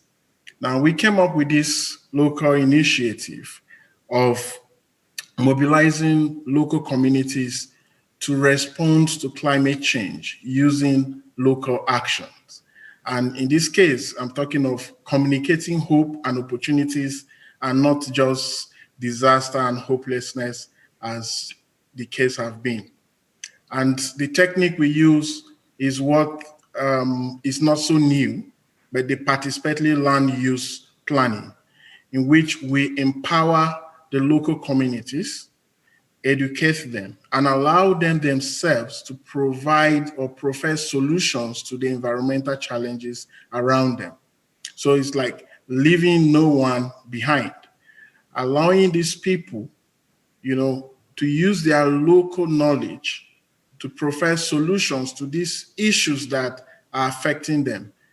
And it will interest you to know that these local communities know that, yes, there's climate change. They may not understand that it is climate change as we learned people may know, but the evidence is there with them. And so giving them the opportunity to be part of the solution is a very perfect way of helping them to build resilience within their communities. Now, a lot of persons have spoken about building a generation of environmental champions through eco clubs. Yesterday, I listened to Professor Sex, and he talked about young persons now providing solutions, because with climate strike, there's a lot of awareness coming up from young persons, and now it is a time for action. So we work with young persons, and what we do a little bit differently is that we don't just campaign or strike, we carry out practical environmental activities within schools. We do tree plantings, we do solar. For example, a school that have no electricity, we train the students on how to install simple or small solar systems which they can use in their schools. And they do this themselves. We do arts for climate, quiz competition, environmental cleanups, etc. An example of a typical local action that we do to let people understand practically what climate change is and what they can do is a project or an initiative which we came up with, powering internally displaced persons camps with solar. Many of you may have known about the Boko Haram crisis in Nigeria that created so many internally displaced persons camps. And so you go to these camps and you see that there are a lot of environmental issues around, and what you can do to help. We basically trained them on how to design very simple solar systems for their homes, and they themselves can install it and maintain them in their camp. If you can look at the screen, you see the photo of these students who we worked with, trying to install a solar street light in their school, the school that have no electricity completely. Apart local action as well, engaging these young persons is one of the things we do is trees for schools, trees for homes. So apart from planting trees and nurturing them in their schools, they also do this back home in their communities, in their churches, and they become like agents of change. And of course, the community cleanup that the students and young people within these communities do. So we empower these young persons to do this work themselves instead of just waiting for the government. And in this, they become change makers. The very last, but not the least, is working with policymakers. And this is one of the jobs that we do with Citizens Climate Lobby. We try to influence policy decisions through lobbying. Now, basically across Africa, there's a disconnect between people and government. Usually what you see is the us versus them approach. And over time, this has not worked. So we have to be partners in progress. And what we decided to do is to motivate young persons across the continent to begin to relate with their government officials and policymakers so that we can pass laws that can better our environment. And one of the laws we are recently working on is to ensure that climate finance, which was an issue at the last COP, how can we solve it? Yes, every country believes that it's the responsibility of one or the other. But then we have a pool of funds which is around a carbon tax. And we felt that we can motivate our government, we can let them, introduce carbon finance to them. And so we motivated our volunteers across the continent to speak to their government to join the carbon pricing coalition of the World Bank. And this we do not by protesting on the streets. We just do by good, cordial relationship with these policymakers. And you can see on your screen the various activities from the different countries, and we are already getting results. Now, with COVID-19, it has clearly shown that the vulnerable or the least people in the world need help. And the only way we can help them is through finance. And where will this finance come from? That is why the idea of Citizens Climate Lobby, the carbon fee and dividend policy, come in. And my colleague, James Collins, will be sharing more about Citizens Climate Lobby. Thank you. Well, thank you very much, David. Let's look at the presentation of James.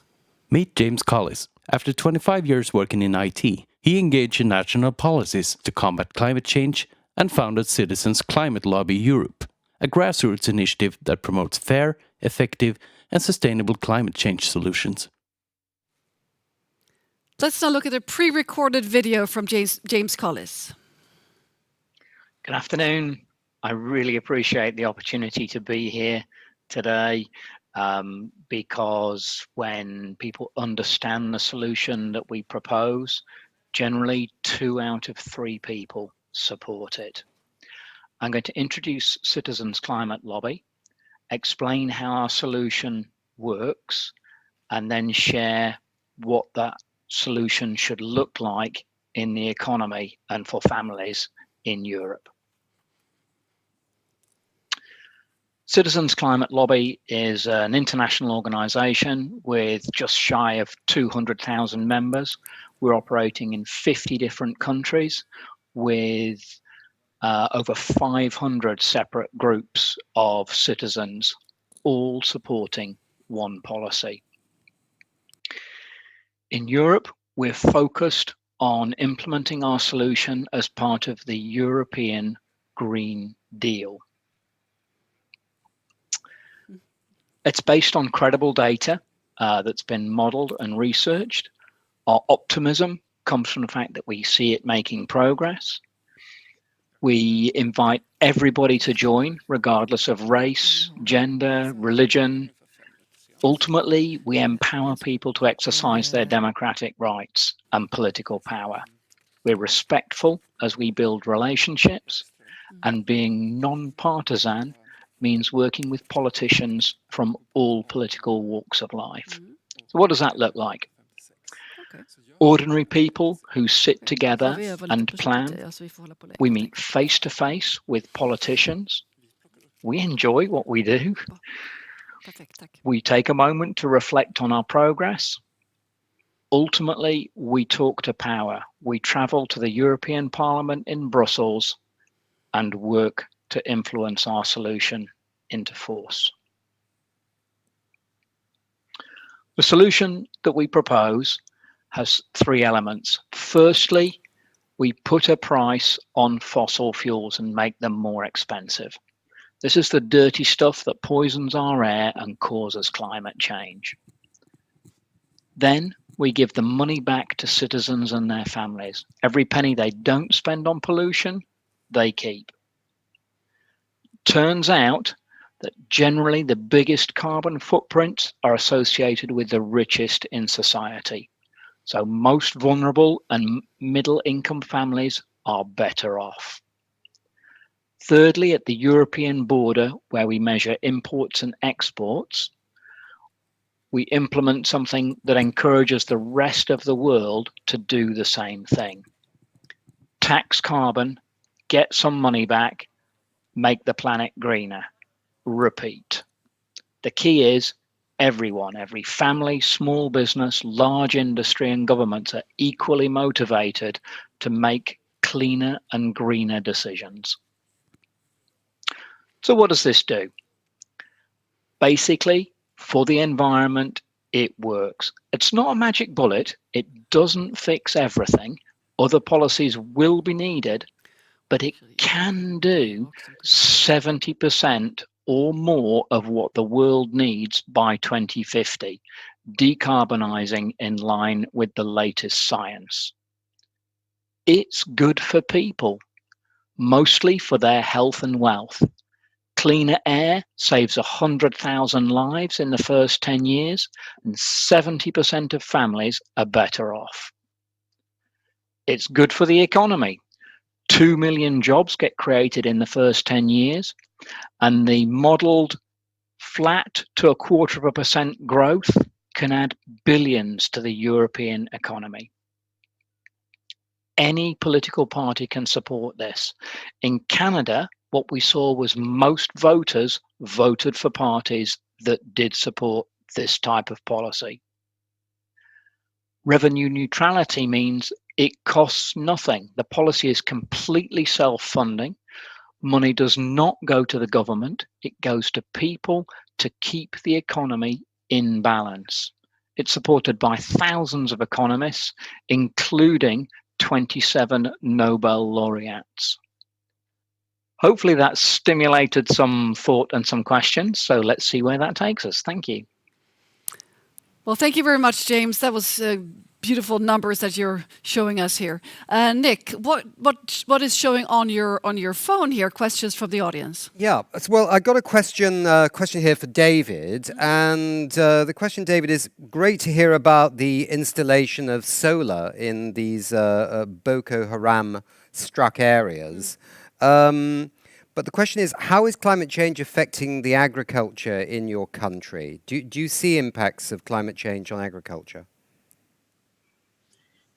Yes. The very first thing that climate change is impacting, not just my country, Nigeria, but the entire continent of Africa, is agriculture. And generally, you know that majority of the people, 70% depend on agriculture for their survival. They're employed by agriculture. And majorly our agriculture is rain-fed dependent. So the change in rainfall patterns has affected the way our food is produced. Our farmers no longer can predict when the rains will fall. There's increase in disease. Typical example, the recent locust attack in East Africa, soil degradation, flooding, and all of these affects animals. And then in Nigeria in particular, you also know that the crisis between farmers and herders, even the Boko Haram crisis, we know is fueled by climate change, because many of the farmers who would rather, produce their crops can no longer do so due to desert encroachment up north, the drying up of the Lake Chad, which was employing a lot of people, fishermen, and other farmers. So yes, indeed, climate change affects agriculture in Nigeria and in Africa at large. David, actually. Thank you, James. I have a question. So thank you, Dave. I have a question for James. Talk about numbers. How much can a family in Europe get? Looking at the project that the numbers that you're working with. Okay, so the exact amounts that people will get will vary by country. The modelling that we have suggests that in the first year, roughly for a family of 4, 2 adults, 2 children, they would get €40 a month, which would be €500 a year. And that as the price on pollution increases over time, that would rise to about €2,500 after 10 years, which is roughly €200 a month. Clearly, some costs will go up. So fuel costs for cars goes up roughly 2 cents per litre per year. So after 10 years, it's 20 cents higher. But there are a number of studies across different European countries by country that are consistent with other world models showing that broadly 70% of families will be better off. Well, that's quite impressive. Do you have any more questions, Nick? Well, I wanted to wrap up a theme that's been coming through all day, David, which is, what does this zero minus oil price do? I suppose specifically in respect to your kind of, in a sense, funding model, if I understand it correctly. Is there some nervousness here? I think that was intended to James. Sorry, James. James, not David. Okay. Well, Dave, you could take it as well, but James, it was to you. I do apologise. So the core principle of a steadily rising price on carbon on the basis of its greenhouse emissions impact means that any issue around price and fluctuations in oil price, or even subsidies for oil price, ultimately get swamped in the first few years. So what's important for the market is that there is a clear, credible political signal to the entire industry that polluting the environment is going to get steadily more expensive. So in the first few years, there will be fluctuations, and as the price is relatively low as a tax or fee on fossil fuels, that will be more obvious. But the corridor for pricing that we are projecting over a 30-year period. Bear in mind, this policy is a long-term 2050 goal. The actual price of fossil fuels in the long term will not matter. So what we're seeing are short-term fluctuations, and the integrity of the signal to the market is we can't afford to do this much longer. Well, thank you very much, James Collis and David Michael.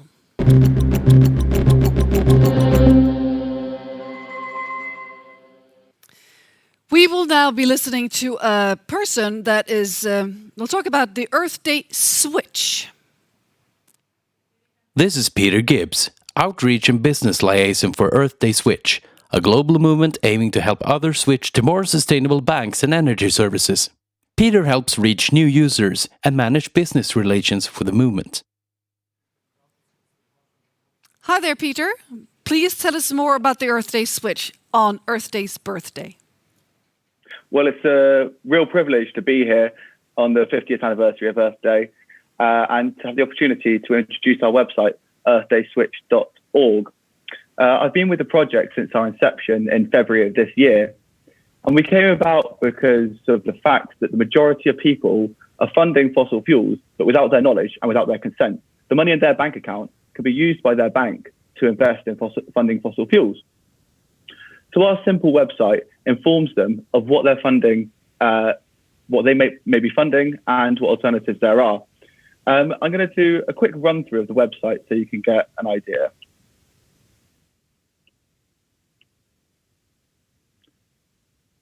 So the user, when they go to earthdayswitch.org, is presented with the question, is your money funding fossil fuel industries?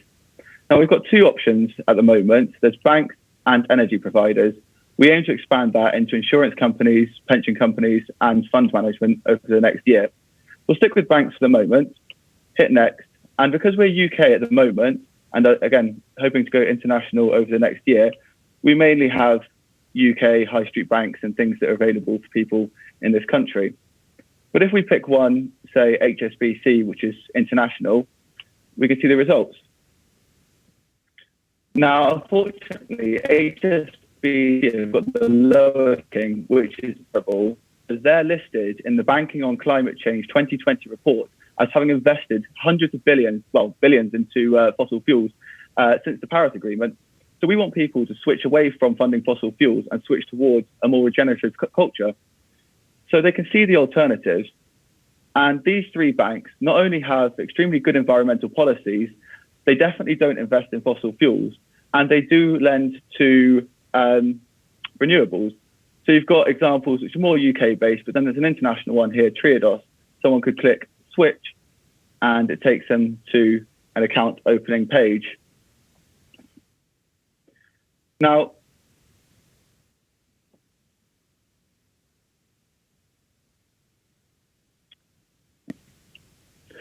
so our mission, we're informing people and providing an easy-to-use tool.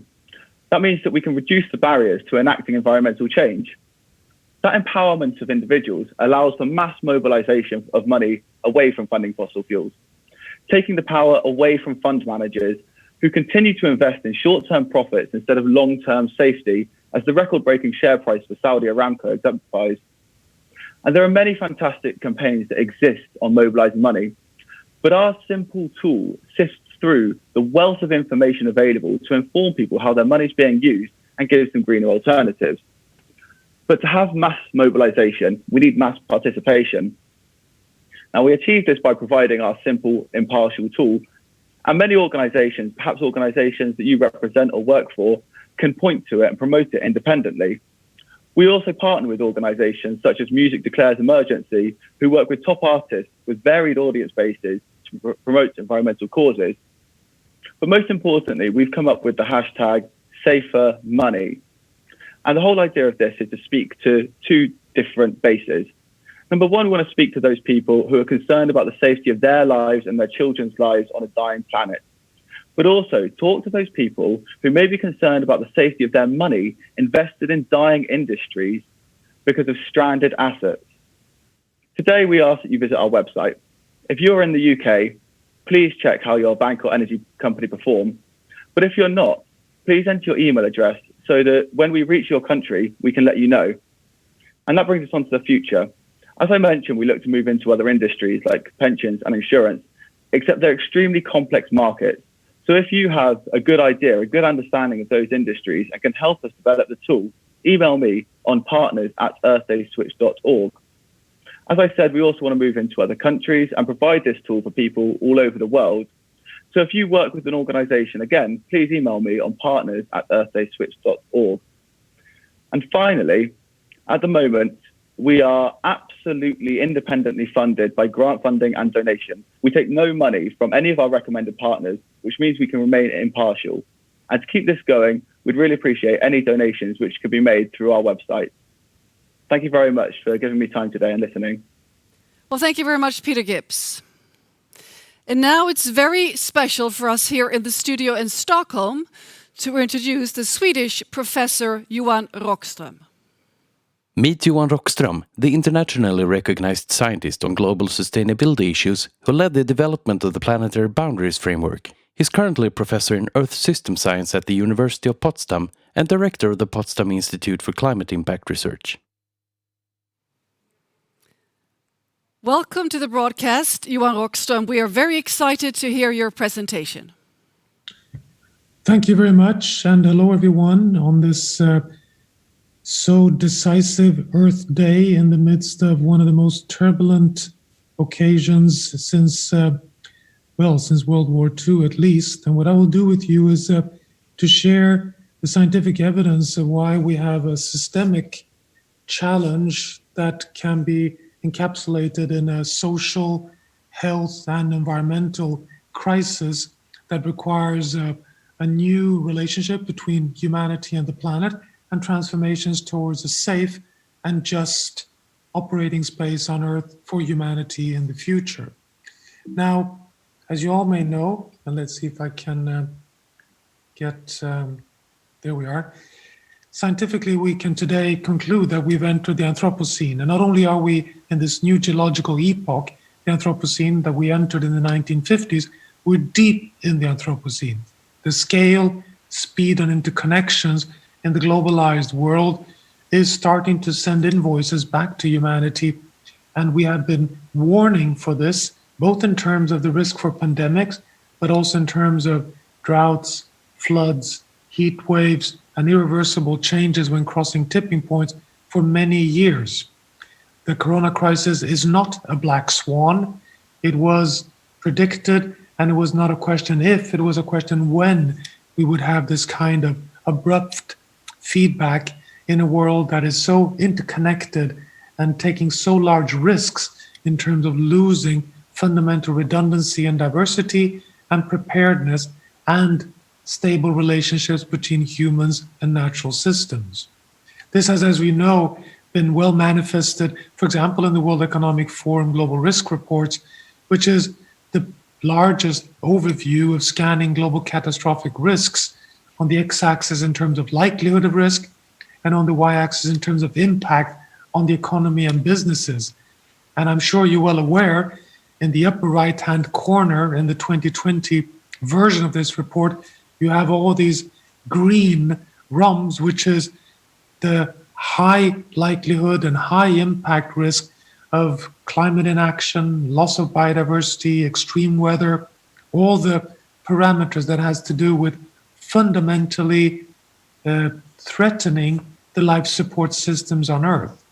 Now you can ask yourself, so where is the risk of pandemics?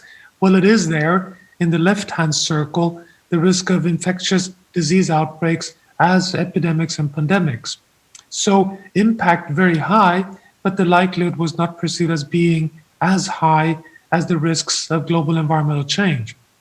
I would argue this has scientific support, that the scientific risk landscape in terms of irreversible changes that undermines the long-term existential ability for humanity are actually higher than the risks of pandemic outbreaks, but the impact factors are the same. Now, in terms of what we're seeing across the world, now this slide should have come in different steps here, unfortunately, but we have increasing evidence also to see how different drivers are interacting. To the furthest left is the current disastrous scenario or trajectory in Southern Africa with several years of drought, food insecurity, and locust outbreaks now interacting with the corona pandemic, potentially putting us in a perfect storm of really devastating impacts of food insecurity interacting with health insecurity. The current devastating and knowledge base in terms of how global warming amplifies the risk of forest fires, like, for example, the Australian fire season, which in terms have feedbacks on reinforcing global warming, which in turn has impacts on food security and thereby also the resilience of societies to deal with shocks such as the current pandemic. When we look at the sources of these pandemics, they're all related to zoonotic disease outbreaks, which is transmissions or spillovers of virus from domestic animals or from wildlife. We have currently, in the depth of the Anthropocene, come to a point, believe it or not, where 96% in weight of mammals on Earth is from domesticated animals and humans, and only 4% are wildlife, and that we've lost over 80% of marine and wild mammals on land and marine mammals in the ocean. So we are truly in a point where we are changing the entire composition of living species on Earth, and we have scientific evidence that shows that 75% of the zoonotic virus outbreaks to date originate from primates, bats, and rodents. So these are wildlife species that are generalists, that can penetrate into human residents and settlements, and that are able to handle pressures on natural ecosystems when species disappear on the kind of IUCN Red List. These are species that are more generalist and are able to survive in broader changed environments that are influenced by us humans. Colliding with wet markets and wildlife markets, this becomes the perfect brew for pandemic outbreaks. So what you see here is scientific evidence showing that the health crisis is connected with the sustainability crisis. Now, the sustainability crisis is deep and getting deeper. What you see here is a report that was published just a few months before the pandemic outbreak called United in Science, presented at the United Nations. And this graph is the most prominent one in this report, showing the advancements in science in terms of risk analysis over the past 20 years. So these are 3 clusters, and each cluster include, on the furthest left, the risk of destabilizing ecosystems or big biomes like the rainforests. In the middle cluster here, you have the risk of triggering extreme weather events like droughts and floods. And to the furthest right, the most concerning one is the risk to trigger large-scale, catastrophic, irreversible events, like, for example, destabilizing the Greenland ice sheet. Now, the darker the color, the higher the risk in terms of scientific assessment. What you see on the y-axis here is global mean temperature from the pre-industrial level of 0 up to 6 degrees warming which is then the disastrous, very unlikely future well beyond RCP 8.5, the worst case scenario. Now, what you see here is each column is one IPCC assessment, Intergovernmental Panel on Climate Change. So the furthest left is the knowledge base in science in 2001, the third assessment. Then you have the fourth assessment in 2009, the fifth assessment in 2014, and then the last column is the 1.5 report in 2018. Now look at the pattern. As you see science advancing, the color and the darker the hue gets lower and lower in temperature. What this means is that 19 years ago, we thought that the real big risks were not likely to occur when we went below 5-6 degrees Celsius warming. Basically, it was impossible. Today, the risk landscape is down at 2 to 3 degrees Celsius warming for catastrophic risks. So the more we learn, the more we must recognize that the planet is very vulnerable to our pressures, and that these pressures are not only environmental pressures, they're about irreversible potential undermining life support systems for food, energy, and also having implications for health. That is why we a few months ago, in a published paper in Nature and a high-level dialogue with heads of state in the United Nations, declared a state of planetary emergency, together with the Club of Rome. Emergency in terms of coming too close to potential catastrophic tipping points, and that these are irreversible, and that the way to avoid them is what happens over the next decade in terms of shifting the direction of travel. This means, in conclusion, that the climate crisis is interconnected and intertwined with the health crisis and the ecosystem crisis, and that this is our challenge today, to learn from the corona crisis, to recover after that towards a more resilient and sustainable trajectory, so we can have a full win-win pathway where we reduce risks of irreversible changes in terms of life support systems, while at the same time avoiding risks of repercussions on health. Now, how can we do this? Well, this has been discussed before in the sessions here. I know that the pathways on climate is really about following what we call the carbon law. The carbon law is inspired by the Moore's law of a trajectory of cutting emissions by half every decade. Then we follow the scientific path that can take us to well below 2 degrees Celsius to avoid triggering irreversible changes in the Earth system. Now, that trajectory looks as follows when we just kind of portray the global trajectories we need to follow. So on the x-axis here, you have time from today, 2020, up until the end of this century. In gray, on the y-axis, you have emission of greenhouse gases and fluxes of carbon dioxide. But this is just billion tons of carbon dioxide. Now, you see that the curve in gray bends this year. This is one key message. 2020, despite the catastrophic pandemic, remains the super year for humanity. It is the year when we need to bend the global curve of emissions and decisively follow the carbon law of cutting emissions by half every decade to take us to a net zero world economy by 2050 in only 30 years' time. But that's not enough. That will not take us to a safe future. We also need to transition the whole food system in the world from being the single largest emitter of greenhouse gases, the dark brown slice there, to become the world's largest single sink of carbon in the world by the next half of this century, in orange.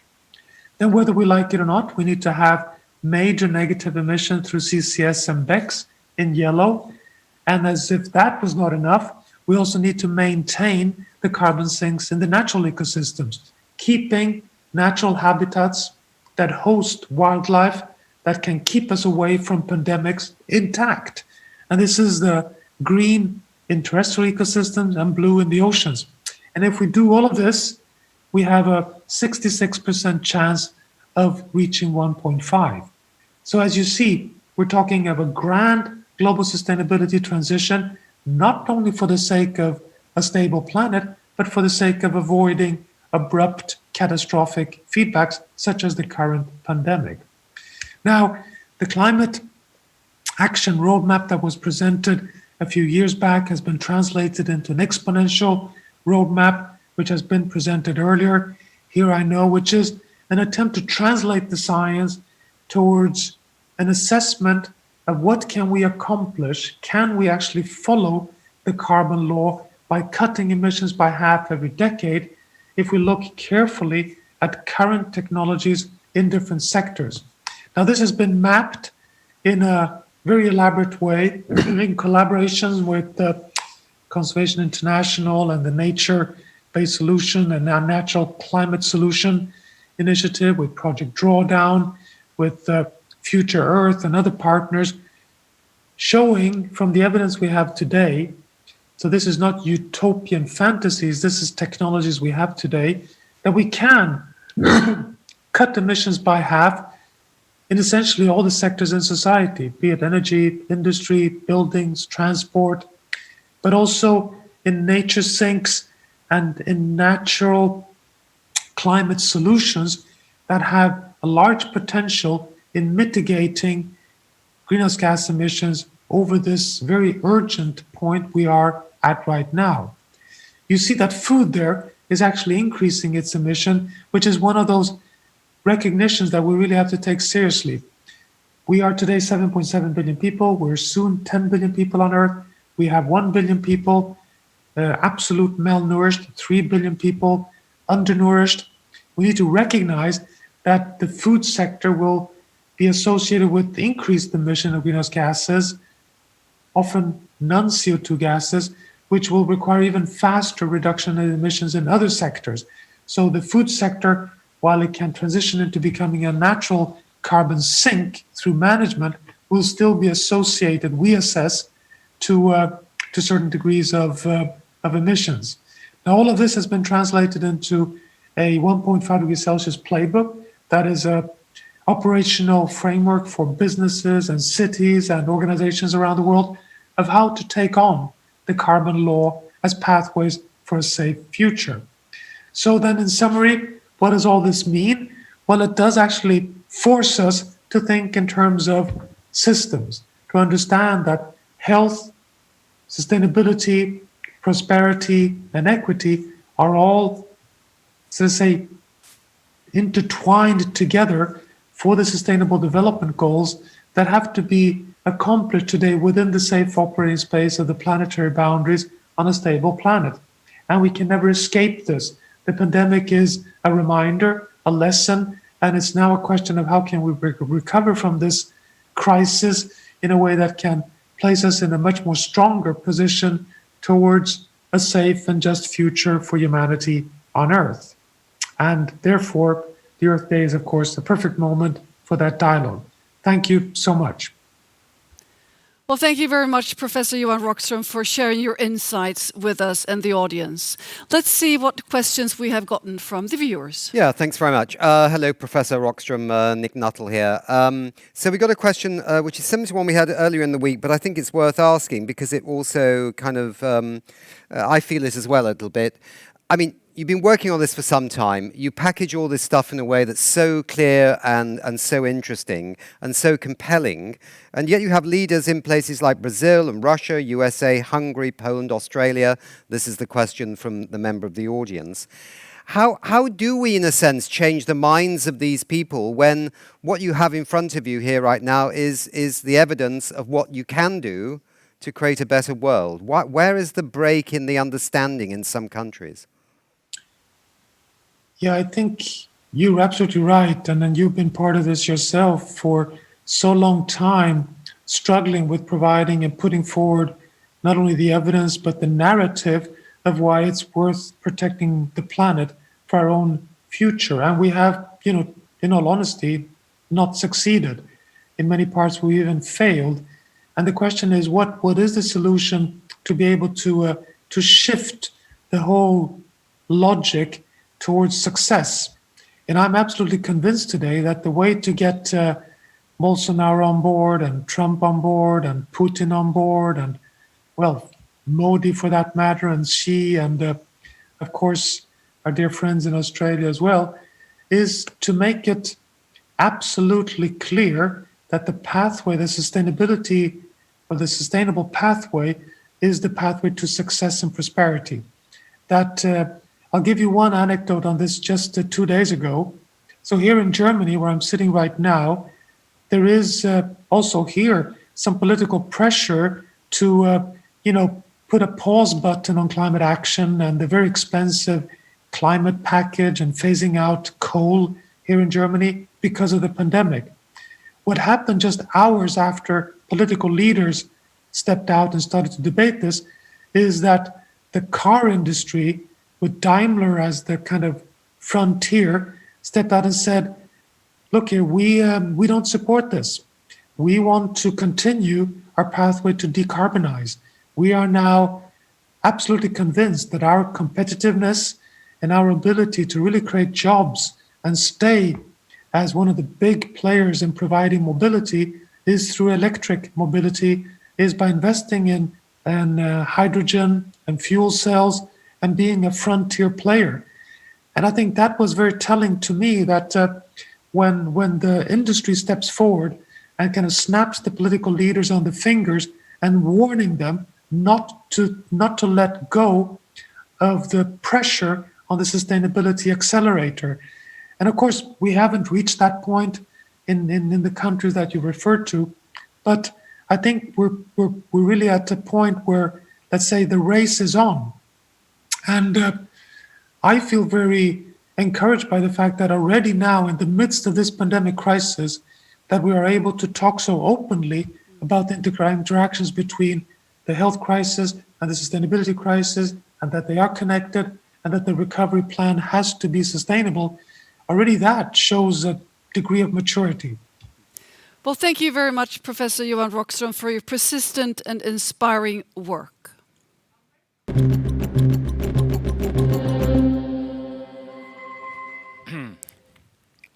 And it's time to conclude. Yes. Yet another magnificent day, big ideas coming up on the screen, fantastic speakers. What has been the most, let's say, most inspiring and surprising for you today, Ingmar?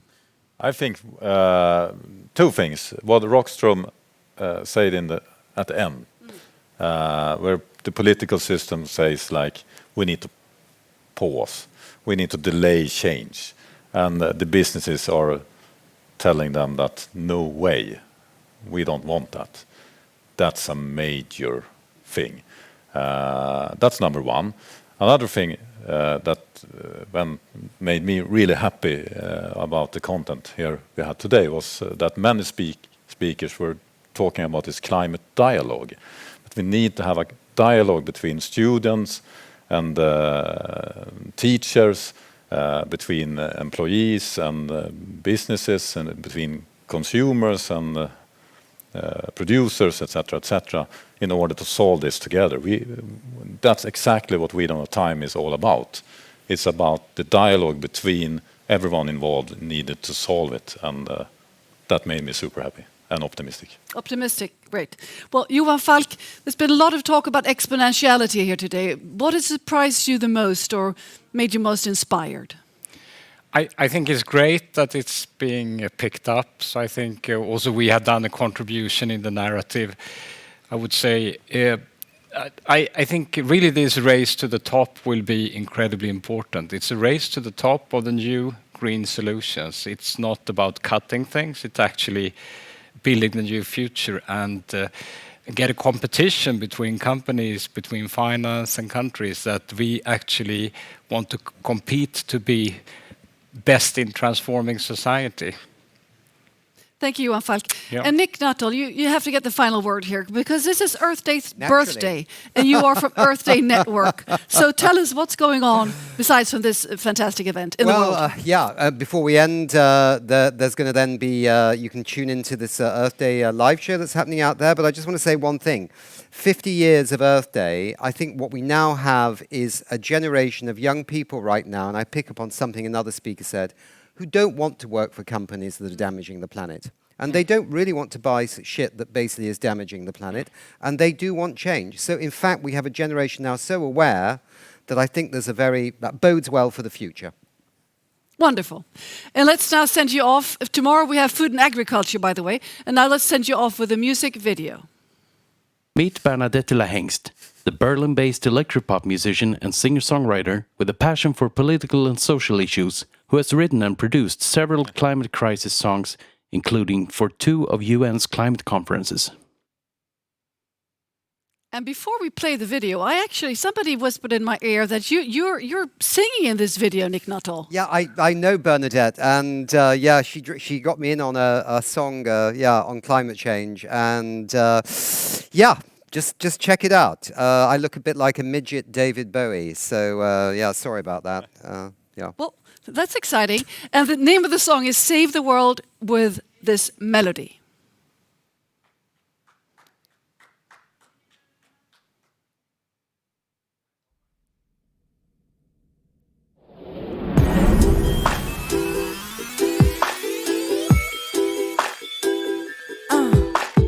Es gibt kein richtiges im falschen Klima, von Massachusetts bis nach Fukushima. Und wenn uns morgen die Sonne aufweckt, dann sind die Sorgen alle wieder weg. There is no right in the wrong climate, from Massachusetts up to China.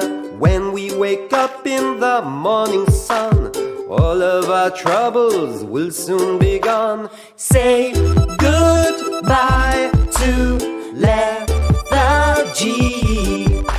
Save the world with this melody. Say goodbye to lethargy.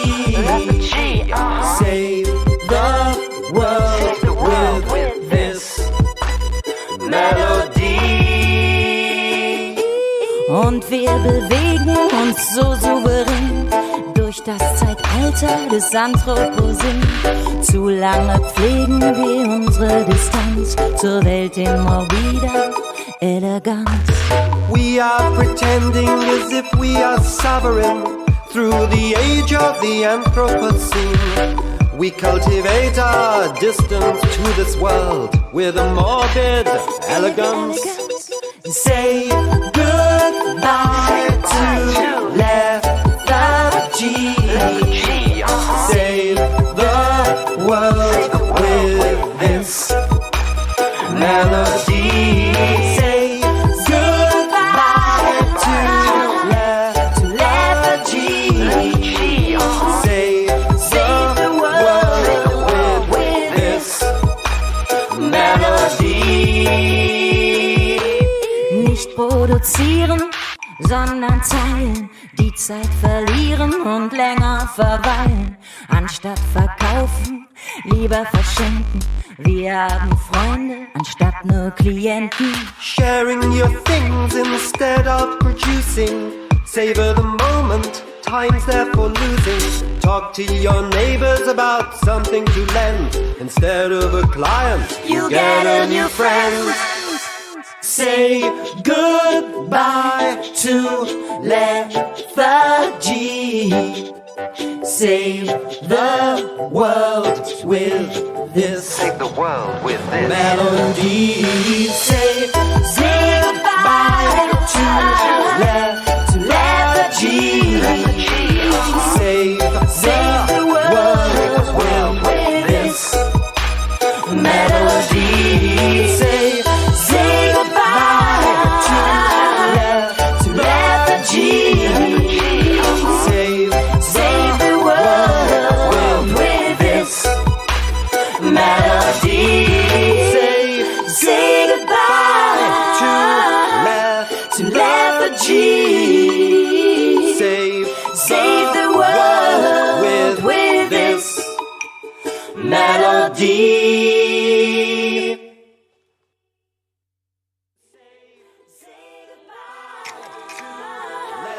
To lethargy.